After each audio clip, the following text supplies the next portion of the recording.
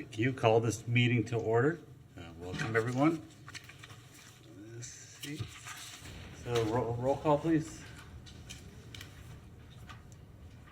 Member Lewis is absent. Member Spellingwood is absent. Member Rockwell. Here. Member Crowe. Here. Member Foltz. Here. Member Morse is present online. Member Covey. Here. And Member Paul. Here. Yeah, oh, and Chair Jacobson. Here. Saved the best for last. Thank you. We can debate that one later. So Lewis is here.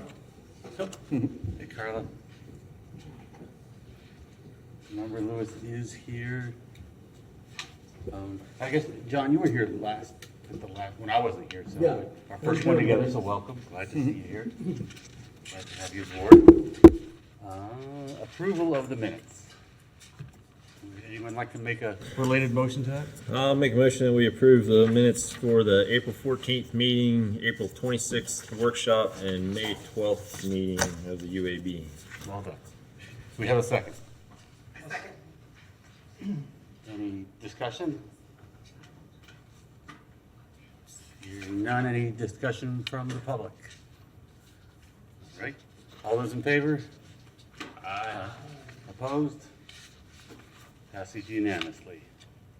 Now, adoption of the agenda.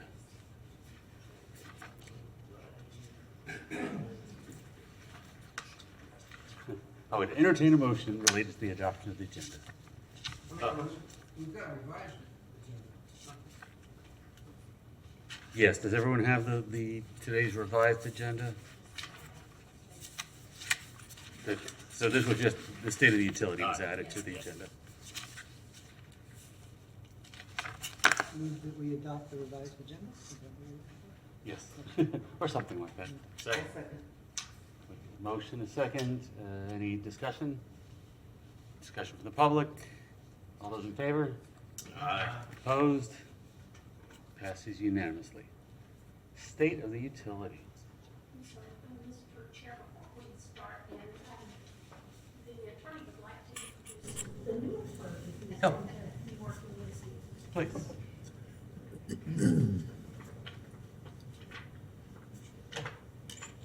Hello, UAB members, Chair. I would like to take this opportunity to present the newest utility attorney, Bianca Larison. She comes to us most recently from Tallahassee, the Public Service Commission.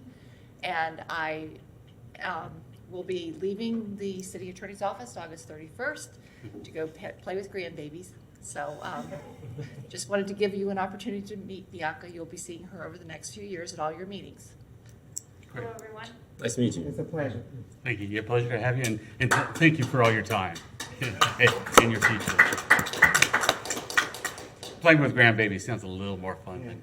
And we apologize ahead of time for anything and everything. All those in favor? All right, now we will do the state of the utility update. Yes, so Mr. Chair, a couple things. One is just recognizing Lisa Bennett. So a couple of things, and she's just been a wonderful utility attorney for us. And then her commitment to overlap and train the new Bianca coming into the role through August 31st. So I could easily see her wanting to just jump ship, and she is committed to that, a good handoff, and has been doing it a couple of months already. And we'll do it through the 31st. So really appreciate them working together, and look forward to Bianca continuing to onboard. With that, so unfortunately we don't have an updated all of our data and graphs and what we want to show on a regular basis to the UAB tonight. But in the July meeting, our intent is to come with a draft. Here's a new kind of operational update, and then get feedback. We've been churning a lot of different ideas of what that will look like and making sure that it's useful. And so again, we'll bring that at the next meeting. I will just give a quick update on the state of the utility. So we have had an injury recently, which we're now 14 days injury-free. We're at a number of injuries that is kind of similar to last year, so we're hoping to improve there, but we're about on the same track. Similar with preventable collisions in our vehicles. You know, we drive a couple million miles a year, all in our community here, and we do have collisions that are part of that. And again, we're on kind of the same path as last year in terms of number of collisions as well. From a water wastewater standpoint, we have had 23 SSOs, which is one of our KPIs, sanitary sewer overflows.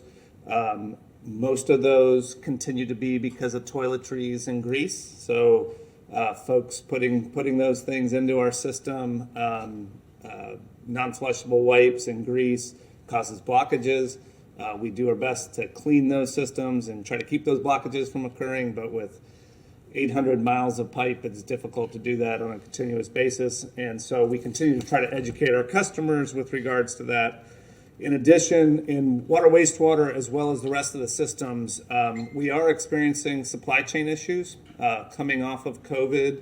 There continues to be some supply chain issues, whether it's materials or chemicals, and we are continuing to work with our vendors. We are a high priority customer for any vendor because of what we do in providing power and water and wastewater and gas. So we haven't had an issue where we have completely run out, but we've moved closer than it feels comfortable to in a couple of places.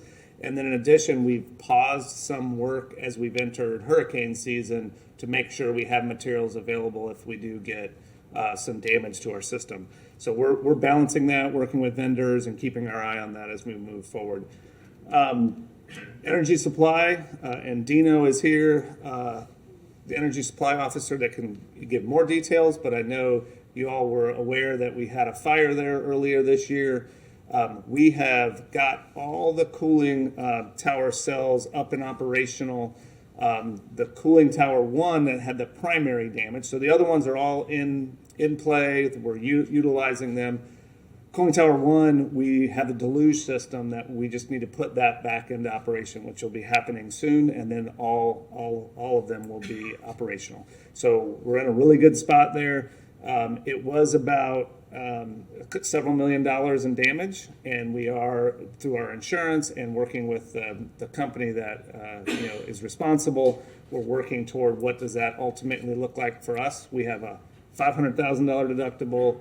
We're also trying to recover that from them as well. And then an energy delivery, big thing, and this will come at the workshop in 2 weeks. A lot more detail on this, but AMI, we're receiving a lot of the meters that we were looking to replace. Again, supply chain issues. We've been a little bit shaky on how much are we going to get and when. We've received most of those meters. We're testing and getting all those up and running, and so we're going to be ready for late summer doing the real deployment of the actual meters. A lot of the mesh system is being put in place, and we have a test area that's almost done with a number of meters, but the massive deployment will be later this year. And again, there's going to be a lot more detail on that on the 28th during the workshop. We'll give an update. So that's the update for this time. And like I said, next month in July, we'll hopefully we will have a very at least a straw man idea of a report going forward, and look for feedback from you all. Yeah, and we're looking forward to that. And appreciate your efforts. Excited about AMI coming. I know meters are in very short supply these days, so I'm pleased that you're able to do that. So, any questions, comments from the UAB? Wasn't there a news story that the vendor had actually dropped the solar initiative? Mr. Chair, no. So there was a press conference on Monday that the folks that we're contracting with, Origis, they had a press conference on Monday where they have worked with the neighbors in the area. So if you remember, previously there were some challenges with the neighbors in the area and the application they had in with Alachua County. So they've come to an agreement with the neighbors, and now they're moving forward with a framework to select another site. So they haven't selected that site completely yet, but they're working with those neighbors in a framework and how that can be sited. And setback and other requirements to do that. So we're really looking forward to that project moving forward at this time. And again, moving forward is starting the application process and permitting, and then obviously ultimately construction and operation, put it in operation. But we're at the beginning of that process now. So it's a celebration on Monday because we got to a place to where we think they can work with those neighbors to have a site still in the general area of our system. It's not dead. Oh, no, opposite. It is moving forward. Very exciting. Jason, thank you for using your light. So when we get these updates, we get sort of generalities about the fuel supply. I know related to our coal procurement, we get a quarterly update that goes to the city commission about sort of where GRU's coal is coming from, and what sort of mines it's coming from. And I had a kind of similar curiosity about the fuel supply for the biomass plant. I know that we have a policy that kind of came along with that of where we'll procure the fuel for that. But there seems to be a lot of kind of strange notions in the community about where our biomass supply is coming from. And I'm wondering if this is something that is already scheduled for us to talk about semi-regularly, or if not, if we could have some sort of a more in-depth conversation, maybe even just once a year or something, about the biomass supply and kind of dig into the details a little bit more. I think that would go a long way toward, a little ways at least, towards dispelling some of the notions in the community about that. Yes, so Mr. Chair, I think that's a good segue to the next meeting or the workshop where we give an AMI update. I think it would be good for us to not only give an AMI update, but also update on that fuel. We can update on that fuel supply and one other major project we have going on at our Main Street plant.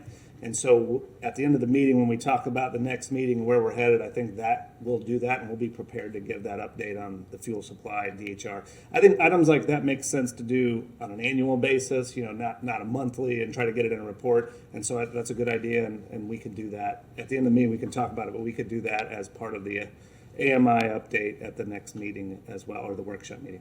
No, that'd be great. And you were talking about the clogs you guys have been having. I just spent the last 2 weeks on a sailboat with very sensitive toilets, and I made it very clear to my crew that whoever was responsible for a blockage would be involved in the clearing of the blockage. So, if you just go upstream from where the blockage happens and get those people involved, I think that problem may go away. Just throwing it out there. All right, we are on. Oh, thank you. I have a light. Oh, thanks.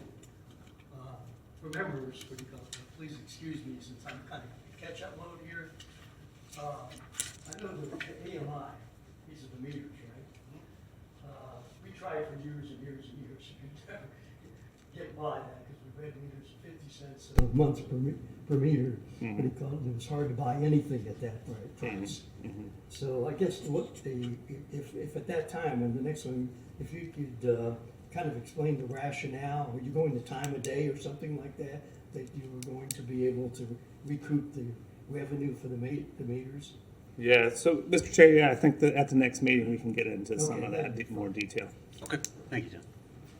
If nothing else, we'll move on to citizen comment. Any citizens would like to make comment? Can I make comments on just general items? Whatever you want Okay, to talk. perfect. That's what I want to do. So I'm Roberta Gastmeyer. I'm here tonight as a representative of the NAACP Environment and Climate Justice Committee.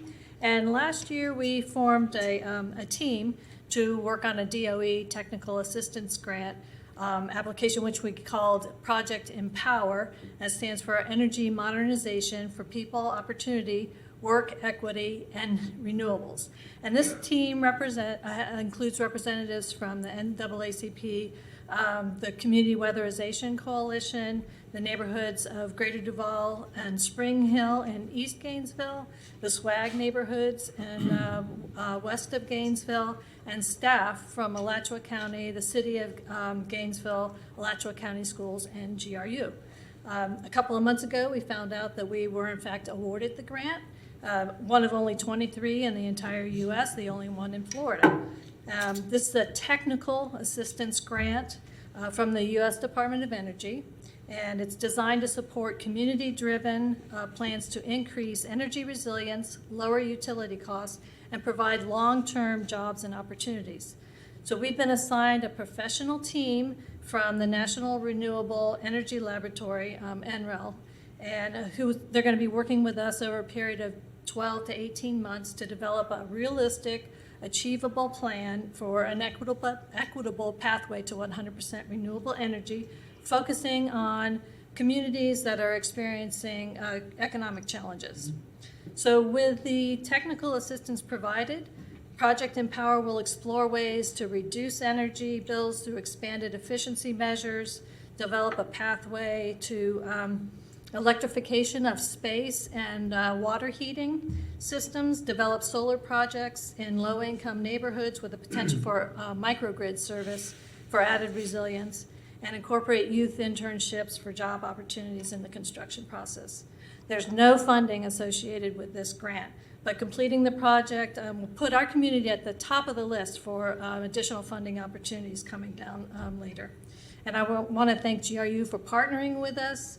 It's been critical and as far as providing data and helping us write the grant and having members come to the meetings and provide input.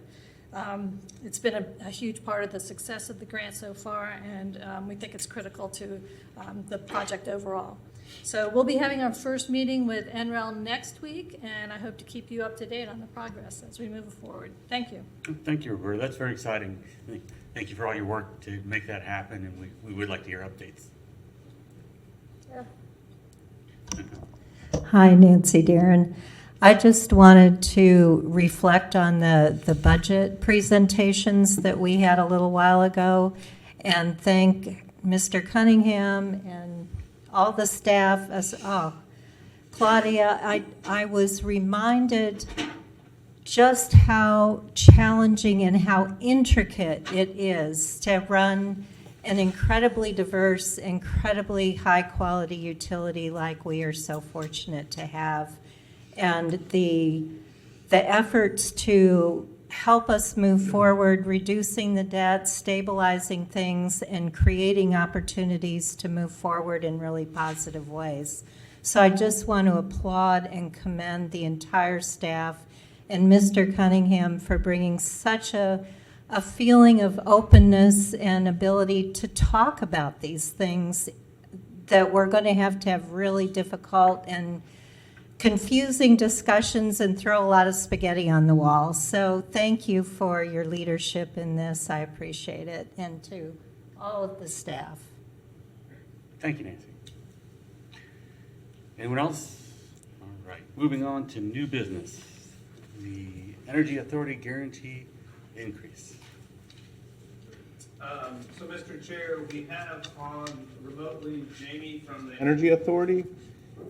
This is an item that we took to the city. Typically, we like to bring items to the UAB first and then to the City Commission for approval. This item came up kind of quickly in the timing of our board meetings with the Energy Authority, and so we needed to get approval in a timely manner, and so we did that with the City Commission. So we're bringing it to you post already getting approval, but we wanted to make sure that you all got to see the information and understand what it is. And Jamie will also kind of give us an overview of the Energy Authority so that we understand, everybody is on the same page of understanding what that is, what purpose they serve, and how we interact with them as a member. And so with that, I'm going to turn it over to Jamie and let him start the presentation. Thanks, Jamie. Great. I'll take a mic check first, make sure that you can all hear me. Okay. Great. So my name is Jamie Maney. I'm Vice President of Client Services for the Energy Authority. I'll share my presentation from here if that's preferred. You guys see this okay? Yes, it's good. Great. So the Energy Authority, as you may know, we are a nonprofit energy marketing, analytics, and portfolio management company. And by nonprofit, we are owned by public power utilities, including Gainesville Regional Utilities. And so when we were created, we were really created with the thought in mind that we're the bridge between public power utilities like GRU and the wholesale energy markets. And if you think about the physical complexity, the things that Mr. Cunningham and staff at GRU have to deal with, they're keeping the lights on, distributing electrons, generating electrons, all of those things that are very particular and deep skill set that's required for any electric utility or otherwise. The energy market also has some complexities, more financial complexity. It's ever changing, ever evolving, very competitive and data intensive. And so when we were created, the Energy Authority was really created to kind of bridge the gap between those two areas and to make sure that we're doing that with always having one foot firmly planted in public power. And so the GM or CEO of our 7 owning organizations, including GRU, make up the board of the Energy Authority. And so that board ensures that that our risk policies, our activities, the services that we provide are all aligned with the needs of public power utilities and with GRU. And really these days, as we all go through the energy transformation, both individually, each client utility, as well as the nation as a whole, and we transform essentially our entire power supply grid. It's just that much more important that we stay, again, in lockstep with the values of the communities that we serve. And so that's how we're set up. And that's a little bit about sort of the framework or the way that we view ourselves. Let's see if I can switch gears here. Here we go. So our clients, we have 7 utilities that are owners of TEA. And as we mentioned, the GMs or CEOs of those 7 owners sit on our board of directors. We also have 2 standing committees underneath the board of directors, and staff from each of these utilities are on those standing committees as well. In addition to our 7 owning utilities, we also serve around 55 other public power utilities that are located all across the United States. Again, all of these are community-owned utilities, and we serve them both to increase the depth and breadth of our knowledge. So as we see, sort of a wider span of what's happening across the country in different energy markets, we can bring that knowledge home to make a difference in Gainesville. And so we do that intentionally to ensure that we can provide the benefits of understanding kind of the wholesale energy markets, in mass, as well as the local needs of each of our utilities. Our mission at its core is really to maximize the value of our clients' assets and GRU's asset. And as we think about this, we think about Deerhaven, we think about the natural gas pipelines, we think about the Energy Authority itself. We are an asset that's owned by GRU. And so how do we maximize that value to bring value back to GRU? The way that we do that are through services that we provide to GRU and other utilities. Really our capstone service, we think of it as portfolio management, and the best, I guess, analogy I have is if you think of meeting with your financial advisor, if you have one, and sitting down with a financial advisor and talking about what are your long-term plans? And I want to retire in 10 years. How am I going to get there? And what does my investment portfolio look like? And how do I change that portfolio or alter that or customize it to make sure that I'm going to meet all of the needs? In my case, I've got 2, 18 and a 20-year-old daughter. So how am I going to pay for their weddings and then also retire, right, at some point? And so in the same way, we sit down with each of our utilities and we talk about what are the long-term goals of the utility. So, we've heard even just today already some of the really interesting projects that are going on between AMI, advancing in renewables and others. So how do we sit down and set out those goals and then create a long-term power supply plan for meeting those goals? And then we work with utilities to actually enact those goals. So let's say we have determined we're going to build or buy 50 megawatts of solar. We can go out to the marketplace and actually create the RFP, go ask hundreds of suppliers to respond to that RFP and say, this is what I would provide for Gainesville in that case, and then help select the right projects and the right builders, the right partners to do that. And then in, kind of in real time, 24 hours a day, 365 days a year, we have a trade floor in Jacksonville, Florida. And on that trade floor, we are trading energy, power and natural gas on behalf of GRU to ensure that we're optimizing the assets that are already in place. All of that with the idea of trying to reduce costs back to GRU on the power bill ultimately. Over on the right here, so I kind of touched on portfolio management, bilateral energy trading, natural gas management.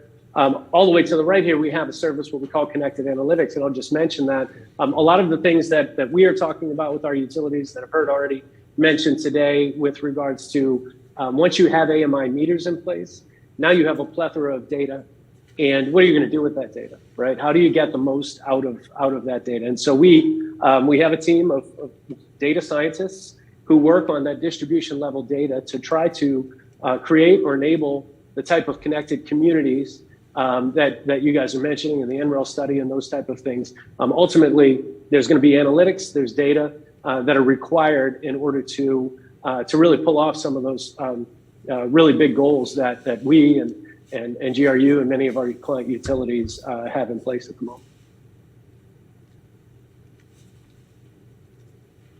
So that's a little bit about what we do. I want to talk a little bit about the benefits that GRU receives as an owner of the Energy Authority. And so the first, and this was really the foundational benefit. Back in 1997, our industry deregulated, which created this space for wholesale energy transactions between utilities. Before then, there was some limited amount of that happening, but it wasn't really. It was enabled by FERC, the Federal Electric Regulatory Commission, in the mid-90s. So in 1997, the Energy Authority was created in order to perform those activities, those wholesale energy trading activities on behalf of public power utilities. And so if you think about the key value proposition is that it's less expensive for GRU to join together with other utilities and do this together rather than having to do it each individually. And so we think of that as an economy of scale or an avoided cost. So how much cheaper is it for TEA to do this versus GRU to do it on its own? And so that's one key pillar of our value proposition, is to be able to execute, schedule, settle all of those physical and financial commodity transactions across power and gas, all around Florida and the Southeast on GRU's behalf, and do that 24 hours a day, 7 days a week. And all of the software, the people, the systems, everything that's required to do that. And so we have a trade floor, as I mentioned, in Jacksonville. And if I had a picture of it, which I did, these folks are sitting in front of a computer with literally 8 or 10 screens in front of them with different prices, different commodities, all of these things happening at the same time.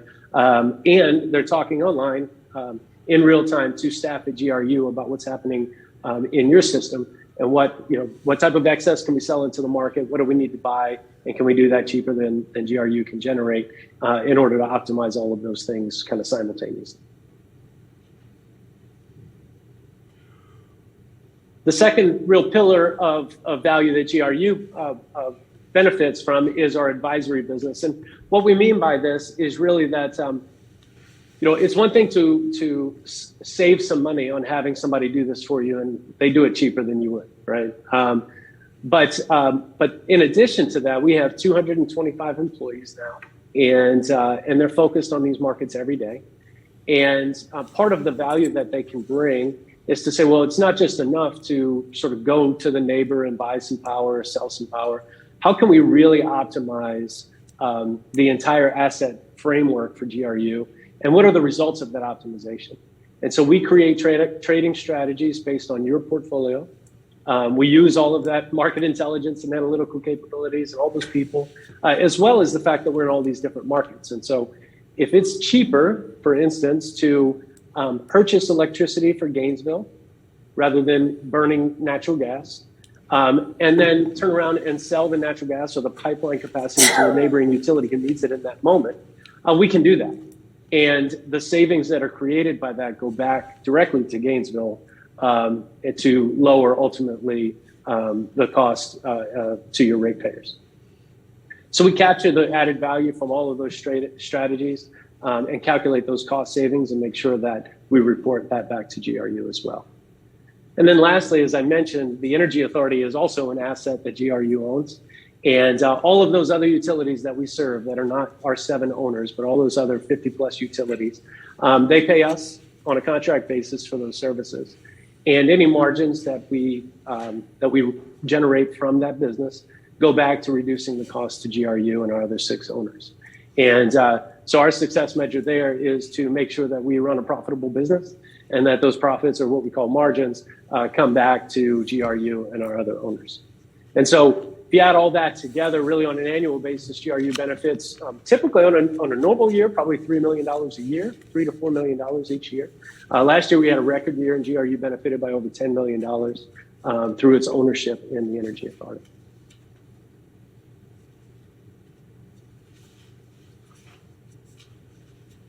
So that's a little bit about kind of how we were created, what we do, and how GRU benefits as an owner. One of the obligations of an owner, so one of the ways that we stay in business, is that our owners, our members, jointly support our activity via what we call trade guarantees. And this is, the Energy Authority doesn't have a large balance sheet. Really, we're just employees, and so we don't keep a lot of money. Any money that we make, for instance, by selling electricity from GRU to JEA, for instance, that money goes right back to GRU. We don't hold on to that, and so we don't have much of a balance sheet. So when we go out to the market, we wouldn't have much credit in the market if it weren't for our owners. And so our 7 owners provide guarantees that say if anything ever happened and T couldn't pay its bills, that our owners stand behind us. Those guarantees have never been called on, but that's the purpose. It allows us to go to the market and establish credit so that we can trade with over 300 counterparties in the market. And so, as we talked about, one of the ways that we can provide value is from all of us getting together and doing this more cheaply together. Well, by combining those 7 members' guarantees, TEA is able to go out and be enabled with hundreds of counterparties. We're able to be the largest community-owned trading entity in the United States, and then bring all the value of doing that back to GRU. That also allows us, again, to optimize those portfolios and to trade on behalf of all of those other clients that we have in order to receive those margins back from those contracts. So the guarantees are really foundational to how TEA is set up and how the marketplace looks at us, because they don't look at, if they're selling us power, they sell it to TEA. What we know internally is that power is going to GRU, but the marketplace doesn't know that. And that actually provides some anonymity to GRU and JEA and all of our other clients, so that the marketplace can't take advantage of any one utility's particular, you might be in the paper if a unit goes down, or if you have some kind of malfunction, something like that. If we go to the market and we say, hey, we need to buy 200 megawatts, we're the Energy Authority, they don't know that that's for GRU or for JEA. Whereas if they're reading the paper and they know that there's a failure on a unit or something like that, maybe a counterparty would know, oh, these guys are desperate. And so it provides some anonymity the way that we're set up as well. So as I said, those guarantees are foundational. Due to our structure, it's really our only credit facility. The levels at which we've set those are 15 years old, or we're 15 years old. And we've been managing them very closely for 15 years. But what's happened is that, they're really related to how much electricity, TE is purchasing or selling, and also the price of that electricity. And if you've picked up a paper in the last 3 months, right, you understand that volatility is significantly increased in the market, not just because of Russia and Ukraine, but really over the past few years as we all embark on this energy transformation. It creates a higher amount of volatility in the market. And due to that, we're also recommending that our clients purchase more, so hedge their activity more, to make sure that those large price spikes, that they're not as impacted. And so our volumes are going up, the prices are going up. And as I mentioned, we also serve other utilities for the benefit of our owners. We're always looking to add new utilities to that. And so all of those things put together mean that the guarantees that we've had in place, the level of those guarantees, are not adequate for us going forward. So we have to increase those. So what we have sought and has been approved is an increase in that guarantee. GRU's portion of that, so just your portion, went from $9.6 million to $20 million. It actually went to 15 on June 1, and it will go to 20 on December 1. And again, this is a footnote in GRU's financials that says, we guarantee the activity of the Energy Authority up to this amount. It's not cash. It's not a bank account that you're putting it into. It's just saying that the strength of GRU is backing this activity of the Energy Authority. And only in it would have to be a pretty dreadful scenario, would T not be able to pay its bills, and therefore our creditors would come to us, and if we couldn't pay that bill, then they would go through us to our owning utilities, including GRU. But that exposure would be limited to the amount of one, whatever we owe that counterparty, and then two, GRU's portion of that. GRU is 1/17 owner, so we have 7 owners, but the way that it's broken down is we have 2 medium owners who each have 1 ownership share, and then 5 large owners who each have 3 ownership shares. And so the large owners, it's all on a pro rata basis, so the large owners are increasing their amount to $60 million. GRU and our other medium owner increased their amount to $20 million. So that's a very quick flyby of who we are, why GRU is an owner, kind of what we do, and then specific to these guarantees, how we rely on those for delivering the services that we do. I'd love to answer any questions or anything else I can help with. All right. Okay, Jamie, thank you for that presentation. That was very informative and interesting. I'm not sure whether you're the right person to answer this one or maybe Tony. I understand that it's unlikely they're going to call this. Is there any impact on GRU's ability to, is that limiting our ability to borrow money? Any direct financial impact? Yes, Chair, no, there's no direct financial impact. It doesn't change our liabilities or leverage. Okay, great. Thank you. Any questions from the board?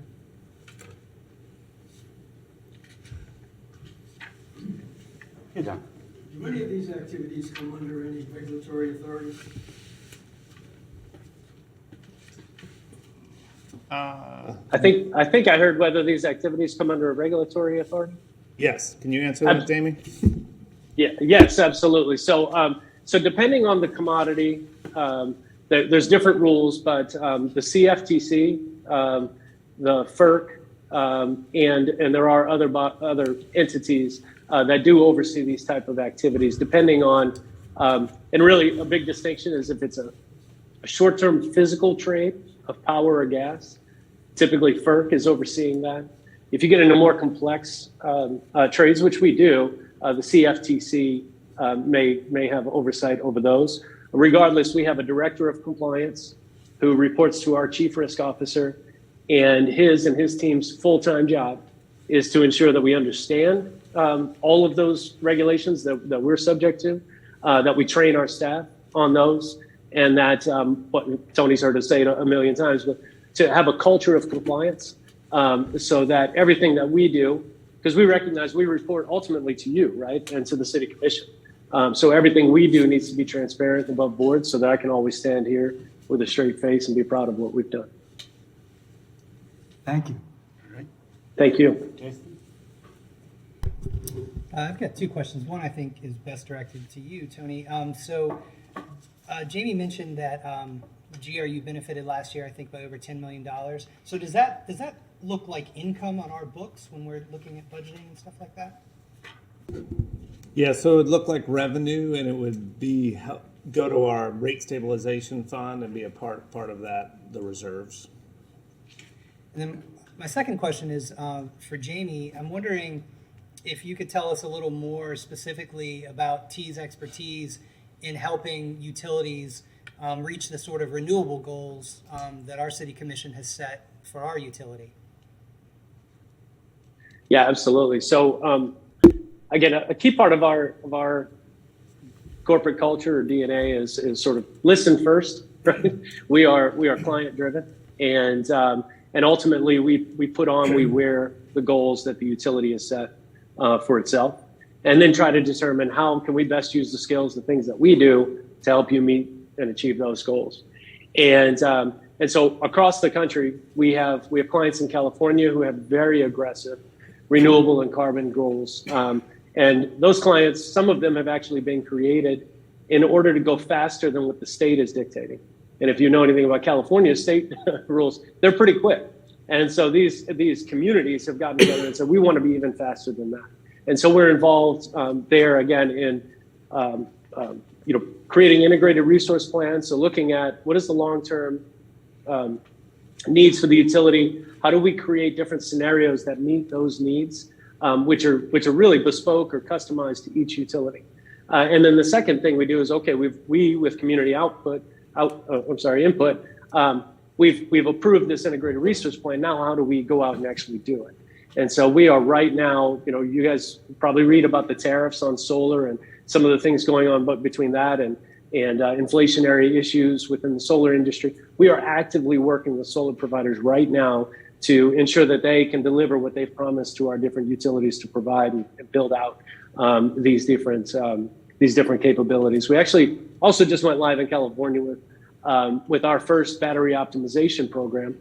And so someone mentioned microgrid earlier. There's a microgrid in California within one of our clients, service territories where they have a battery attached to solar, and we're optimizing that battery so that we charge it at the right time and discharge it at the right time, all respecting sort of the physical limitations of that. So what I'm trying to say is that from planning through execution through you have it in place and now we want to make sure we're getting the most value out of it. We're doing that sort of, from soup to nuts, as they say. And I use California just because they're always obviously on the leading edge of some of these things, but it's not just there, right? We are seeing this everywhere. We're seeing this in Springfield, Missouri, and we're seeing it in Springfield, Illinois, and we're seeing it in Gainesville and in Jacksonville. I mean, we're seeing it everywhere. And so we really are. It's been, it's just such an interesting time to be part of the industry because everyone, at different paces, for sure, but everyone's going through this energy transformation. And we're all getting there eventually together. But some are going to be quicker than others, and GRU, I think, definitely is a leader in that space. All right. Fletcher. Yeah, I have a question. I know later tonight we're going to be talking about the new IRP that TEA is going to be involved with.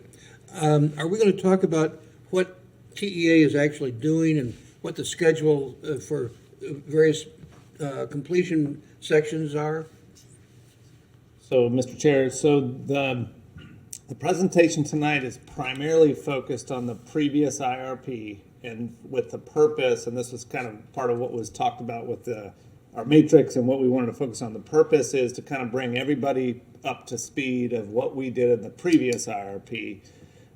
We will talk a little bit about the roadmap forward, but we're not going to get into very much detail. I think, as the member has mentioned, we'll talk a little bit about schedule and kind of where we're headed, but we're not going to get into the details of the next IRP tonight. We'll have plenty of those discussions in the coming months, but not tonight. Tonight will be focused more on the previous IRP, the process we went through, and where we ended up there. Yeah, just for Jamie's background, our membership has changed so that the members of the UAB that were deeply involved with the last IRP, some of them have rolled off, and we have some new ones that have rolled on. So we're going to have to start from scratch for some of the folks that haven't been involved with this yet. And my sense is that this board wants to be involved in the IRP on the front end of the analysis. It kind of felt we were on the receiving end, so we're looking forward to our involvement in that. Anything else from the board? Any citizen questions, comments on the presentation?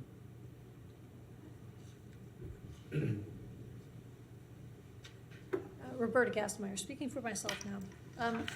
I'm a little fuzzy on how TEA is compensated, and it seems like there might be some conflict of interest of having a gas broker work for GRU and have that same organization also do the IRP, planning, and that they, maybe are profiting off of this gas transactional thing that they're also proposing during the IRP. So just a question on how they're compensated, I guess.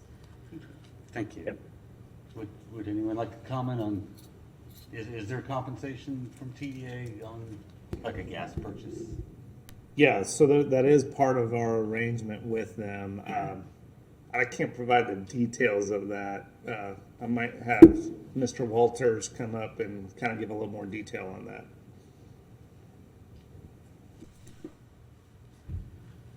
So, Chair, members, Eric Walters, Admin and Fuels Operations Director for GRU, and I'd have a lot of dealings with the Energy Authority because the fuel group as well as the power group that trades this power daily also report to me. So the short answer is no, T doesn't make a profit on this, right? As owners of a business, you cover all of the cost of their personnel, software, all of that. And so these services that they provide are part of that cost of owning. So there's no transactional overhead that they get or margin that they get from those. So whether they make one trade for us or whether they make 10,000 trades for us, it's the same pay. So with the gas optimization, it's just that. Is they're taking a volume that we own as a utility and remarketing it. So all of that profit that they do to remarket comes directly back to us. They don't keep any of that. As far as the integration and the IRP goes, what they do is they have this connected analytics group. They have this group of data analysts that are part of that we help pay for every year, and we're simply utilizing that service as part of the IRP. They don't get any additional compensation for it. They don't get any transactional compensation for it. All of the costs are what they are, and they're divided by the members, and we pay them every year. No margin, no overhead. Of course, their salaries are included, but they don't get a boost from doing an IRP or not doing an IRP, at least from the members. They don't get a boost from doing a gas transaction or a power transaction, at least not from us. So it's all, we're paying the flat cost, no overhead on that. Does that answer the question? I think for the most, you said, at least not from us. Why the qualification? So we cover the cost of actually running the business. So Jamie mentioned that there are 50 other utilities that they partner with that they do charge a fee for some of these services. The margin from that they charge goes back to offset our cost, right? So we don't pay them any additional. It all goes to pay down their cost. And so whatever is left that's not covered, that's not accounted for, it's divided amongst the members, and then that's paid. So when I say from us, we don't pay an additional cost for that. For those other members that they're providing a service to, then that margin comes from them. And just to be clear, correct me if I'm wrong, when you say that, so like if they did a trade for utility X, TEA would not benefit from that trade. The owners would benefit from the trade by reducing the cost to TEA. Correct. Going to Roberta's question about Correct. potential conflict of interest. Their salaries, there's no extra profit that goes to them based on a decision one way or the other. Absolutely. Okay. So Chair, they would charge a service fee, right? And that service fee would come back to help offset those costs. Okay, great. Thank you. It's an important question. We want to make sure everyone's Absolutely. confident that they're acting in our best interest. I'll stay. How are the costs, allocated between, among utilities? So How it's is it arrived at? So Jamie, you can correct me if I'm wrong, but it's divided by the ownership portion of each utility. So we own 1/17 of it. There's other members that own 1/17, and then there's larger members that own, I believe, 3/17 of that. So it's divided that way. All right, thank you. Any other questions, comments? All right, appreciate it. No, I just want to say one thing. Thank you for repeating that information. I think all of that was in that presentation, and I appreciate the presentation on this item. Thank you so much. I'm glad I don't have to divide by 17 on everything.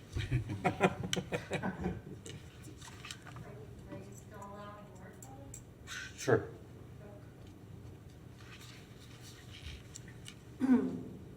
So Nancy Darren, thank you for the presentation.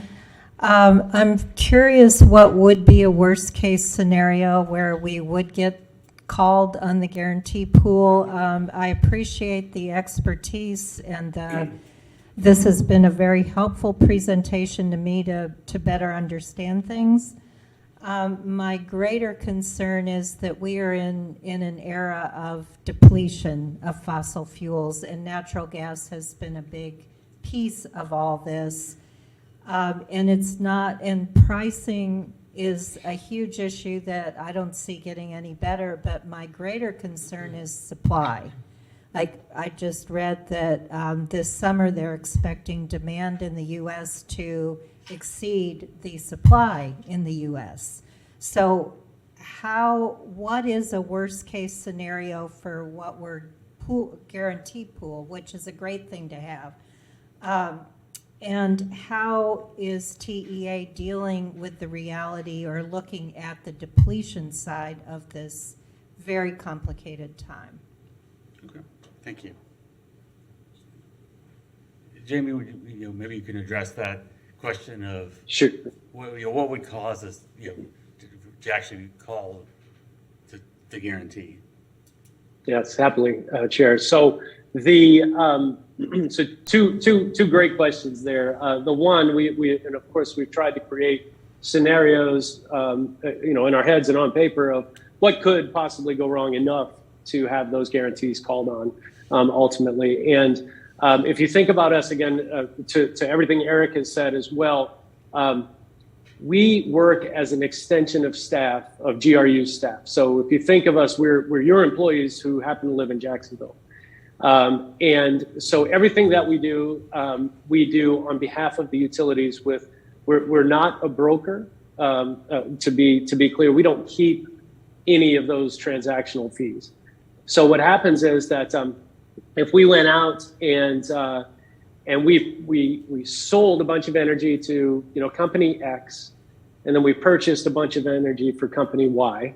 The way that typically our billing cycle goes is that anyone we've sold to pays us first, and then we can pay our bills to anyone that we owe. And the reason we do that is because we're nonprofit and we don't have any margin. We don't really have a big balance sheet, and so we make sure we're paid, and then we turn around and pay. So if GRU, if we purchase for GRU, you would pay us, and then we pay the market, or vice versa. And so the scenario would be that typically, one scenario would be that we would have counterparties who owe us money, who have suddenly gone out of business or unable to pay their bill to us.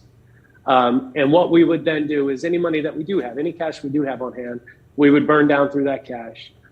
We would then borrow money. We have a line of credit, and so we could borrow money from a bank and try to pay the bills that way. We could do it all these different things, but ultimately, if none of that worked, we would then come to GRU and the other members and say, listen, this is the situation we're in. You can either have this counterparty that we owe, call in the guarantees, or you could actually, infuse some cash to TA to keep us afloat if it's a short-term issue or something like that. Again, in 25 years, none of this has happened, but we're trying to put together that scenario. So it would have to be a massive default and failure in the industry of potentially, probably several counterparties who owe us. The prices would have to be extremely high. The volumes would have to be extremely high in order to burn through the amount of guarantee that we have. And then when we turn around to the people we owe, we wouldn't be able to pay, one of them or all of them, and so that's the type of kind of doomsday scenario that would have to happen in order for that to happen. We have our chief risk officer, we have our own credit group that they have their own proprietary models, and what they are doing is looking at everyone who owes us money, and they are tracking those companies and making sure that if they're healthy, we know it, and if they're starting to lean towards non-health, then we know that too, and that we know it quickly. And then we inform GRU and our other counterparties if we see trouble in the industry. And an example of this is in the early 2000s when Enron, went bust. They're in our market. They're in energy trading. They do it very differently, or did it very differently than we do it. Thank God. But we saw that. And saw that, Enron, there are indicators that this isn't good. Same with Bear Stearns, same with Lehman Brothers. There have been people who have done. We've never had a default. In other words, we've never had a counterparty that has owed us money and has defaulted on that. And mainly because we've been proactive when we've seen that coming to make sure that whatever credit facilities we can get from that counterparty, whether it's cash, early payment, them providing guarantees to us that when something like that catastrophic might happen, that we're actually already paid. So we track that very carefully. So anyway, there are scenarios, of course, that are out there. That's why we need the guarantees and why there's credit in the marketplace. But they're one, we've never experienced one, and we hope and think that they're very unlikely. To your second question, So fuel is a big deal, natural gas, coal, other fuels, but they're not the only fuels. And we are absolutely transforming and transitioning to solar, to wind. We need batteries, quite honestly, to help settle some of this stuff out. And I don't know what technology that might be, but we need some big batteries to help, offset when the sun's not shining and the wind's not blowing, obviously. We are going to go through, in my opinion, just me, I think it's going to continue to be volatile for a while. Because during the pandemic, if you think of it just on a macro basis, people were buying less, industries were shutting down, so on and so forth. A lot of these old coal generation facilities, for instance, one, were no longer economical, and so they've shut down, and the coal mines have shut down. And now we're coming back out of this, and they're not there anymore. And so now we're going through this transition of, we have to use gas in the meantime, but bringing on other types of resources to help balance the grid. And that's why it is volatile. It's why you're reading a lot about energy in the news, and it'll continue to be that way for a while, I think. And all that's just been exacerbated by international issues, but it's going to be that way for a while. Okay, thank you. And I know it's been said before, we can't say enough times that one of the things we really have is our fuel diversity. So many utilities out there just sitting there on natural gas. We have biomass, we have gas, we have coal, and a little bit of solar. All right, anything else before we move on? Thank you, Jamie. That was very informative. Thank you all. So that's a pass-through informational. So now we'll move on to the discussion of the 2019 IRP. Mr. Chair, like I mentioned a few minutes ago, the purpose of this, a request from the board, was to really bring us all up to speed with new members, and some of us lived through this, some of us did not. And so the idea is to kind of go back through the previous integrated resource plan, have a little discussion around that. Jamie Versage is going to lead us through that discussion tonight. And then there will be a little bit of looking forward, and he'll kind of let us know where we are at this time. So with that, Jamie, take us away. Thank you, Tony. Good evening. My name is Jamie Vershaw, Power Planning and Contracts Manager and Energy Supply. And I was part of the team that worked on the 2019 IRP. And that was really part of the team. And some of those team members are sitting in the back of the room right now, and I want to recognize one of those team members, Chuck Height, who's a project engineer for GRU, and helped to lead the 2019 IRP. Tonight's presentation is in response to a request to represent the 2019 IRP, and because we have some new UAB members, and because we're about to embark on our next integrated resource plan, it's a good time to go through this information and have this discussion.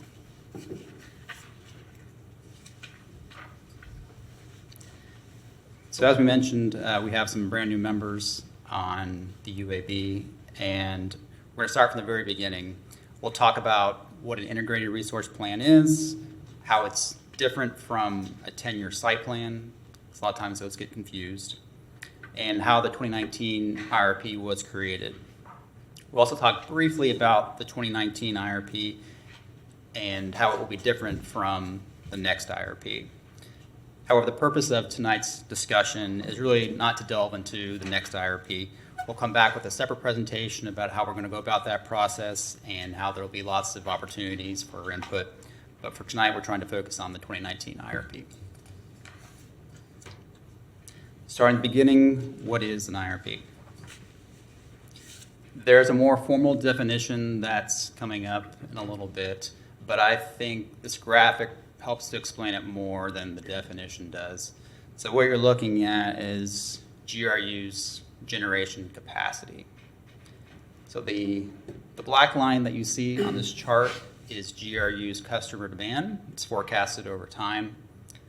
The red dashed line that you see is GRU's customer demand plus a 15% margin, which is required by the state of Florida. The different colored bars that you see are each generating units generating capacity. And as you go over time, you see some of those colored bars come off the chart. And that's because those units are scheduled to retire. can see there's a big drop off in 2032 when Deer Haven 2 is scheduled to retire. So the big question for the IRP is really, how do we fill in this gap? And Robin, if you can hit the enter button for me. So the big question is, how do you fill that in? Over time, our generation demand from our customers is going to outpace our generation capacity. There's certainly a lot of different ways that you can do that, and all those different options have different costs and risks and benefits. And an IRP helps you to identify those risks and those benefits and build a path that helps best meet your customers' needs. Next slide, please. For the more formal definition, an IRP is a comprehensive planning study which meets a recommended mix of resources that a utility may use to meet its customers' future electricity needs. So an IRP focuses on the long-term needs of the utility. Most have a 20-year focus or more. And our IRP is also largely an economic study where future costs are brought back to a present value so that different options can be compared over time. It helps to identify risks, and we'll talk more about those risks in a little bit. It helps look how different options perform in a variety of different economic, environmental, and regulatory scenarios. Next slide, please. So what is a 10-year site plan and what is it not? It is not an IRP. Every year, GRU provides the Public Service Commission a report called a 10-year site plan, and that is sometimes confused with the Integrated Resource Plan, or IRP. So I want to go over what a 10-year site plan is and what it is not, and why it's not an IRP. A 10-year site plan follows a standard format. All utilities in Florida that have more than 250 megawatts of generation or are planning on building something more than 75 megawatts have to do a 10-year site plan. One of the purposes of a 10-year site plan is to give other state, local, and regional entities, such as Fish and Wildlife, give them notice if you're planning on building something so they can know what their impact may be. A 10-year site plan is not binding on a utility, and it includes tentative data. And the punchline of the 10-year site plan, what the state is really looking for, is resource adequacy. That is, does the state of Florida have enough assets to meet the needs of its citizens? Next slide, please. So as I mentioned before, the 10-year site plan follows a standard format. There's 4 different sections of it. The first section is a description of existing facilities, which is an overview of what generation do you have, what transmission do you have. Next is a forecast of your electric demand and energy demand over the next 10 years, and background about how did you create that forecast. The next is about facility requirements. That is, what are you planning on adding? What are you planning on retiring? What is the impact to your system? And finally, there's an environmental land use information. And this is primarily if you're planning on building new generation, they want to know what are the environmental impacts going to be on that generation site. Within the 10-year site plan, everything that GRU puts in there is based upon existing or approved options. There's nothing speculative in the 10-year site plan, and anything that's not approved doesn't show up in the 10-year site plan. So even though we might be thinking about something long-term, we're not going to put it in the 10-year site plan because we're not sure about it. Next slide, please. An IRP is built around a set of parameters, and it identifies the long-term strategic needs of electrical generation within those parameters. GRU and other utilities have a long-term approach to meeting customer needs. The stuff that we do takes a long time to build and permit and design, and it lasts a long time. It could last 25 years or more. And so the focus that we have is really on the long term. An IRP focuses on the best solution for that long term, as we all know that something that seems attractive in the short term could ultimately cost you more over the long term. Next slide, please. As I mentioned before, future costs within the IRP are brought back to a present value so that scenarios with different costs at different times can all be compared side by side. Specialized software is used for this process and it evaluates capital costs, fuel costs, operating costs, all within those set of constraints that you put on that scenario. The software solves for the lowest cost option across those different generation scenarios, and the lowest cost is usually referred to as the reference case. And everything else that you look at is compared back to the reference case. So if you're looking at building option A versus option B, then you can come back and see what the changes to the base case or the reference scenario. And of course, cost is not the only thing that you want to consider in an IRP, but certainly the cost back to our customers that they pay is certainly an important component that we can't overlook. Next slide, please. Part of the great thing about using this software is that it makes comparing scenarios so much easier. You can answer a lot of what-if questions. You can change a set of parameters and see how it impacts the results very quickly. For GRU's 2019 IRP, there were economic drivers that were changed to see the impact. Some of those impacts include changing fuel prices on a high basis or a low basis, changing access to market power through transmission, high and load scenarios. You can adjust for regulatory changes or technological drivers or changes in technology. All these what-if scenarios become a lot easier with an IRP. On this slide is a high-level look at the process for the creation of a traditional IRP. The first step is looking at your demand forecast, energy prices, and other economic parameters. It also involves gathering all your current and forecasted costs for your generation, including fixed and variable costs, and as well as planned modifications or retirements. Those two items feed into your resource needs and reliability criteria. From there, you determine your supply side options or your demand side options. So the supply side options, meaning what are you going to build, how are you going to source your power. Demand side options, meaning can you reduce your load through conservation or through some other sort of direct load control or other means. From there, you do the modeling within the specialized software. And from there, you kind of evaluate your alternatives and do sensitivity analysis, those high gas, low gas market parameters.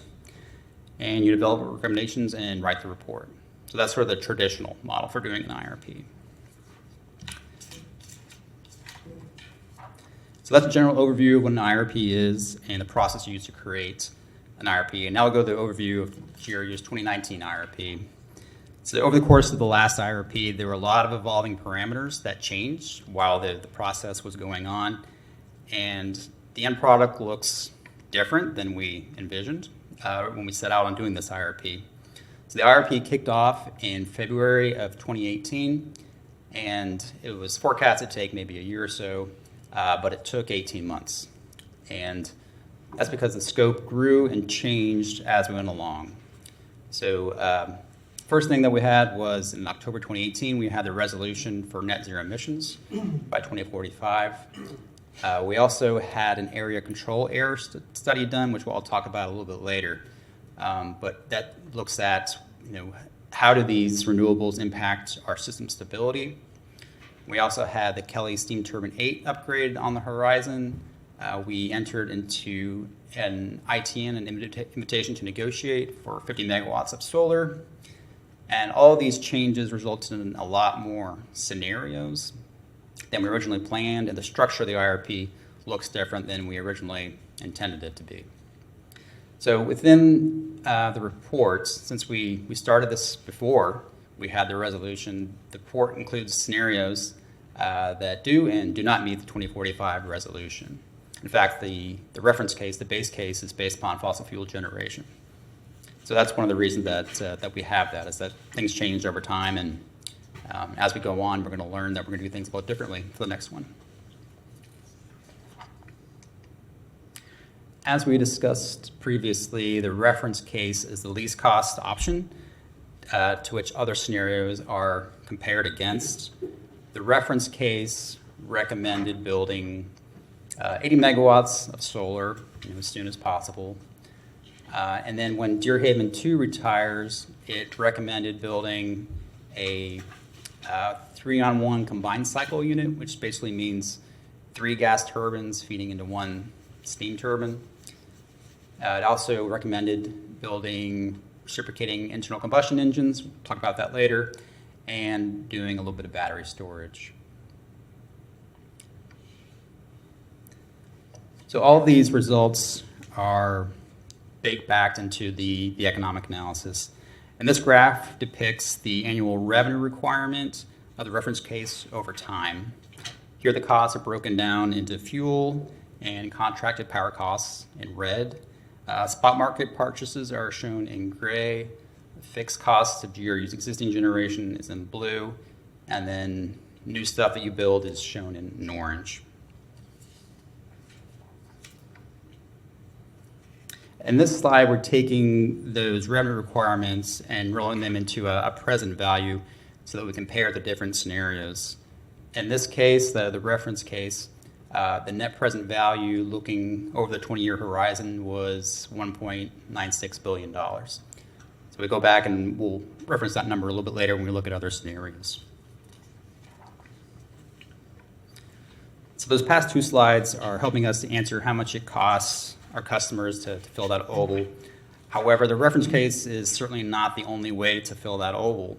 Just because something is lowest cost doesn't mean it's the best option. There are certainly many different ways to fill that oval, and the alternative scenarios help us to evaluate those what-if questions. The scenarios allow us to vary one or more of those constraints and see what happens to the output and how that compares back to the base case. It helps us see risks or benefits that may not be initially obvious. For the 2019 IRP, scenarios were grouped into sensitivity analysis, system scenarios, load scenarios, area control error scenarios, and renewable scenarios. So again, we had a lot of scenarios baked into the IRP. So when you look at it, it's not the easiest thing to read through. That's because we had so much changing as we went along. And we'll talk more about that in just a little bit. There were 3 system scenarios that were evaluated as well. One of those is changing GRU's import limit from the grid from 120 megawatts to 200 megawatts, looking at how that changes our generation mix. Another scenario was looking at allowing any of our units to retire if it was economical to do so. And the last scenario was allowing anything to retire except for DHR.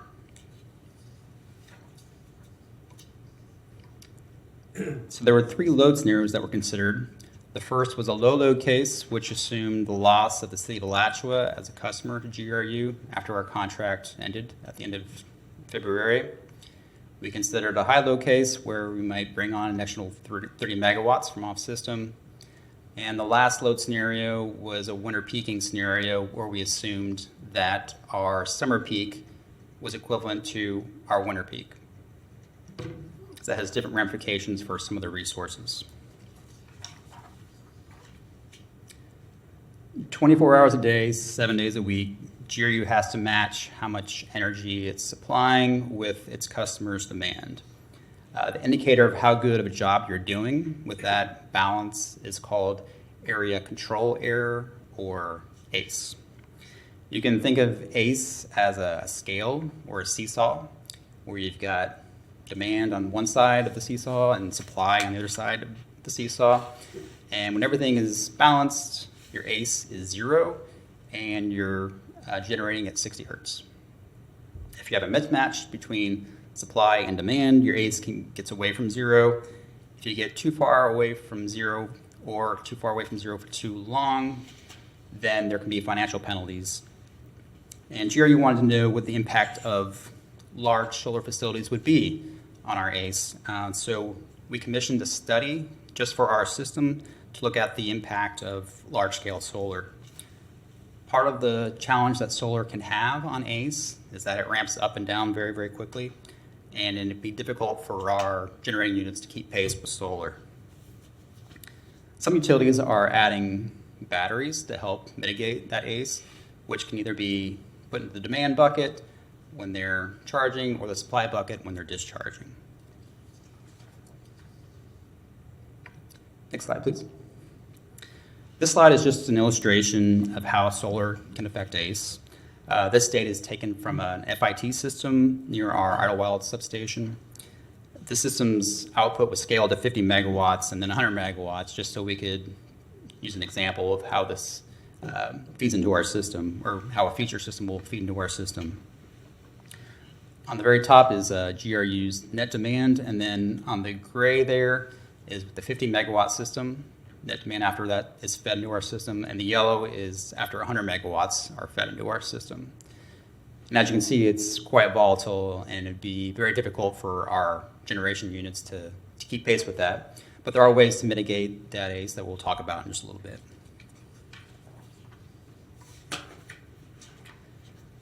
Duck curves are big buzzwords around utility planning, and the term duck curve was coined by some California independent system operators. It shows the impact of net demand on varying amounts of solar, and as you get more and more solar added to your system, the curve starts to look like a duck if you stand back a little bit and use your imagination. So we'll talk about an example from California, but this is starting to become applicable for utilities across the nation as we see more and more renewables added to our systems.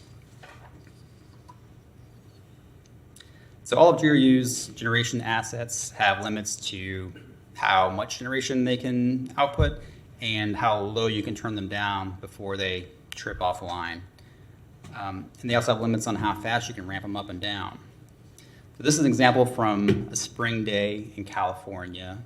And spring and fall are among the most challenging times for balancing a system because there isn't that much load. So on this particular example, on a spring day, we have the original system load shown on the light gray top there. And under these scenarios, when more and more solar is added, your net load curve starts to go down. So as you do that, you've got to start to turn down your other generating assets until you get to a point where you can't turn them down anymore, and you start to risk having overgeneration. Then, as the day goes on, around sunset, those solar facilities start to reduce their output, and there's a big ramp that you have to meet. So you have a lot of generation that needs to come on very quickly to meet that ramp. In this particular example in California, we needed 13,000 megawatts in 3 hours. Just for scale, GRU's peak load is a little over 400 megawatts. So solar is absolutely going to be a significant part of GRU's generating future, but there are some things that need to be considered in regards to area control error, in regards to ACE. That includes GRU has to be able to balance supply and demand, and this includes balancing intermittency. High ramp rates are an area of concern, as well as inverters' abilities to provide VARs and harmonics. So VAR support essentially just providing the power that's necessary for motors to turn in your appliances. To minimize ACE impact, it's also good to have some geographic diversity where you site your solar facilities so that one large cloud system doesn't take out hundreds of megawatts of solar. Lastly, GRU participates in the Florida Reserve Sharing Group, which is a group of utilities that rely on each other to have some additional generation online in case one of our units trips. So if our units trip, then JEA, FPL, all the utilities, they all ramp up a little bit and cover us for a little while, and vice versa. If FPL trips a unit, we'll ramp up a little more along with other utilities, so we balance each other out and keep that ACE stable. However, for the sharing group, if you have a lack of fuel, then you are not permitted to call for reserves. So in this application, sunlight is viewed as the fuel source, so you're not able to call for reserves due to loss of solar, which is something that needs to be considered for GRU. But again, solar is definitely going to be a large part of what we're going to do in the future. And there are concerns with ACE, but we have some ways to mitigate that as well. Some of those ways to mitigate ACE are, the first one is the current lithium battery technology. It's very fast responding. The costs have been coming down, still relatively high as compared to traditional sources of generation. They have a somewhat limited duration, only about 2 to 4 hours on the utility scale applications. And depending on their application, they can have a relatively short life. You're talking about utility assets, and they can pose some safety risks that have to be mitigated. GRU has its eye on some upcoming battery technologies, flow batteries that have a longer duration, 8 to 10 hours, and they have reduced safety risks. Right now, there's not a lot of utility scale projects out there, and the cost is quite a bit higher than lithium projects. But we believe that down the road, it's going to be an important piece in GRU's utility arsenal. Another way to mitigate RICE is with fast responding generation. One of those options is RICE, which is an acronym for reciprocating internal combustion engines. These engines start very quickly and ramp very quickly to help enable more solar generation on one system. They are efficient across their operating ranges, and they are compatible with next generation fuels such as hydrogen and renewable natural gas. And GRU has one of these engines in a combined heat and power application that we operate for UF Health. It's part of the South Energy Center. Now, GRU, of course, has a resolution to achieve net zero emissions. To fill that oval with a net zero solution, it's going to require some different thinking. So the RP included net zero scenarios, which we'll cover next. So the IRP had 3 net zero scenarios. Each plan included adding solar, included adding battery storage, and adding biomass as well. In each scenario, the ACE impacts from solar were mitigated with either battery storage or with quick starting RICE or with buying power from the market, assuming that market was renewable power. In the first renewable scenario, scenario A, GRU is viewed as an island with no ties. So in that scenario, had to produce all of our power locally. We had RICE available, but it was not allowed to generate energy. It wasn't allowed to serve load. And we had a ratio of 5 megawatts installed for backup for every 20 megawatts of solar.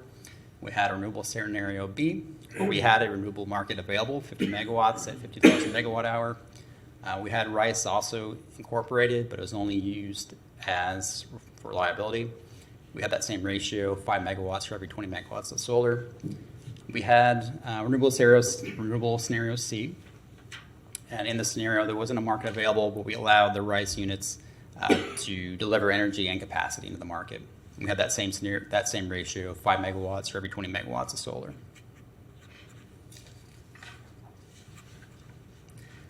So these are the results of those renewable scenarios. In each scenario, GRU is sourcing over 700 megawatts of solar. There's also about 200 megawatts of batteries. There's an additional biomass plant. There's 120 megawatts of RICE. And in these scenarios, we have net present values that range from 2.4 billion to about 2.6 billion. And if you recall from the base case, which included fossil fuel generation, the base case, reference case, was about $2 billion. The 3 renewable scenarios that met the net zero resolution added between 430 and 600 million over the study period, which is over 20 years through 2039. Each scenario included the construction of an additional biomass unit, which contributes to system reliability and to fuel diversity. All scenarios included quick starting RICE to support and enable that solar generation. And all these scenarios resulted in significant excess or dump energy. So what is dump energy? Dump energy or excess energy occurs when generation exceeds your load. So when all of your generation units are turned down as long as they can go and excess generation is brought in, it has to be dumped to the market or it has to be curtailed. So just some things you can do to help mitigate dump energy. You can sell on the market if you have transmission available, or perhaps you can curtail it if your contract allows you to do that.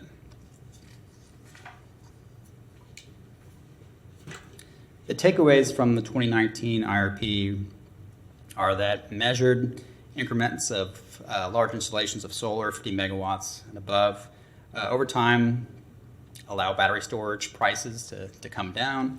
It allows battery storage technology to improve. And as battery technology improves, it may offset the need for RICE, that you could use those long duration storage batteries instead of having RICE. Another takeaway is that large additions of solar are likely going to require some transmission and distribution upgrades. There's only so much land available in the area that can feed into GRU's transmission system. So some of that solar may be sourced from another county and imported over transmission.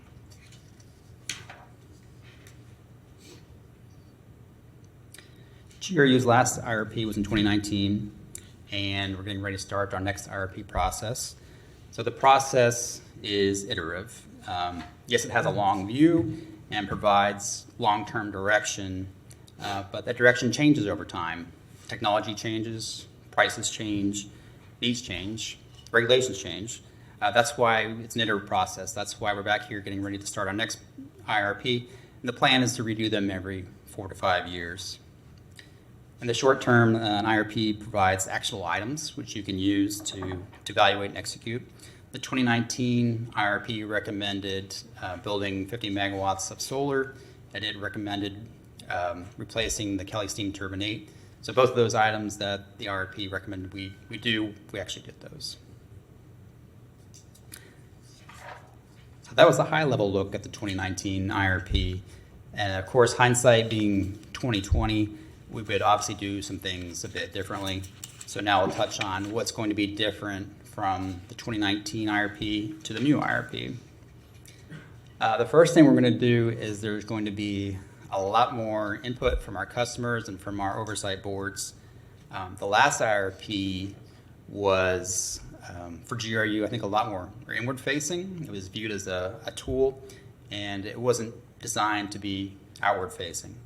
The next process will be much more outward facing. Next process is going to be critical for us to receive that buy-in from our customers. And in order to do that, we're going to have a lot of customer outreach. We're going to have customer workshops, city commission, utility advisory board workshops, online forums, lots of things. And we're likely going to work with a third party to glean this input. And the customer feedback that we receive and the feedback that we receive from our governing boards will have an impact on these scenario rankings. Next thing that will be different was that the base case will meet the 2045 resolution. It will include fossil fuel generation as the primary source of generation. It's going to have updates to technologies, including battery storage and the pricing of battery storage. It may include demand management and conservation measures, which were not considered in the previous IRP. The term is also going to be longer. Our last IRP was 20 years. We're going to look for at least 25 years on the next scenario. For the next IRP, we've reached out to other utilities in Florida that have recently conducted their integrated resource plans or are in the middle of doing them right now to learn about their community engagement process. We've issued an RFI for third-party engagement to learn a little more about what other utilities have done, what other companies have done for this, and those responses are due back next week. We are mapping out the IRP process and making sure that our boards have opportunities to give us input and to hear what's important to our community.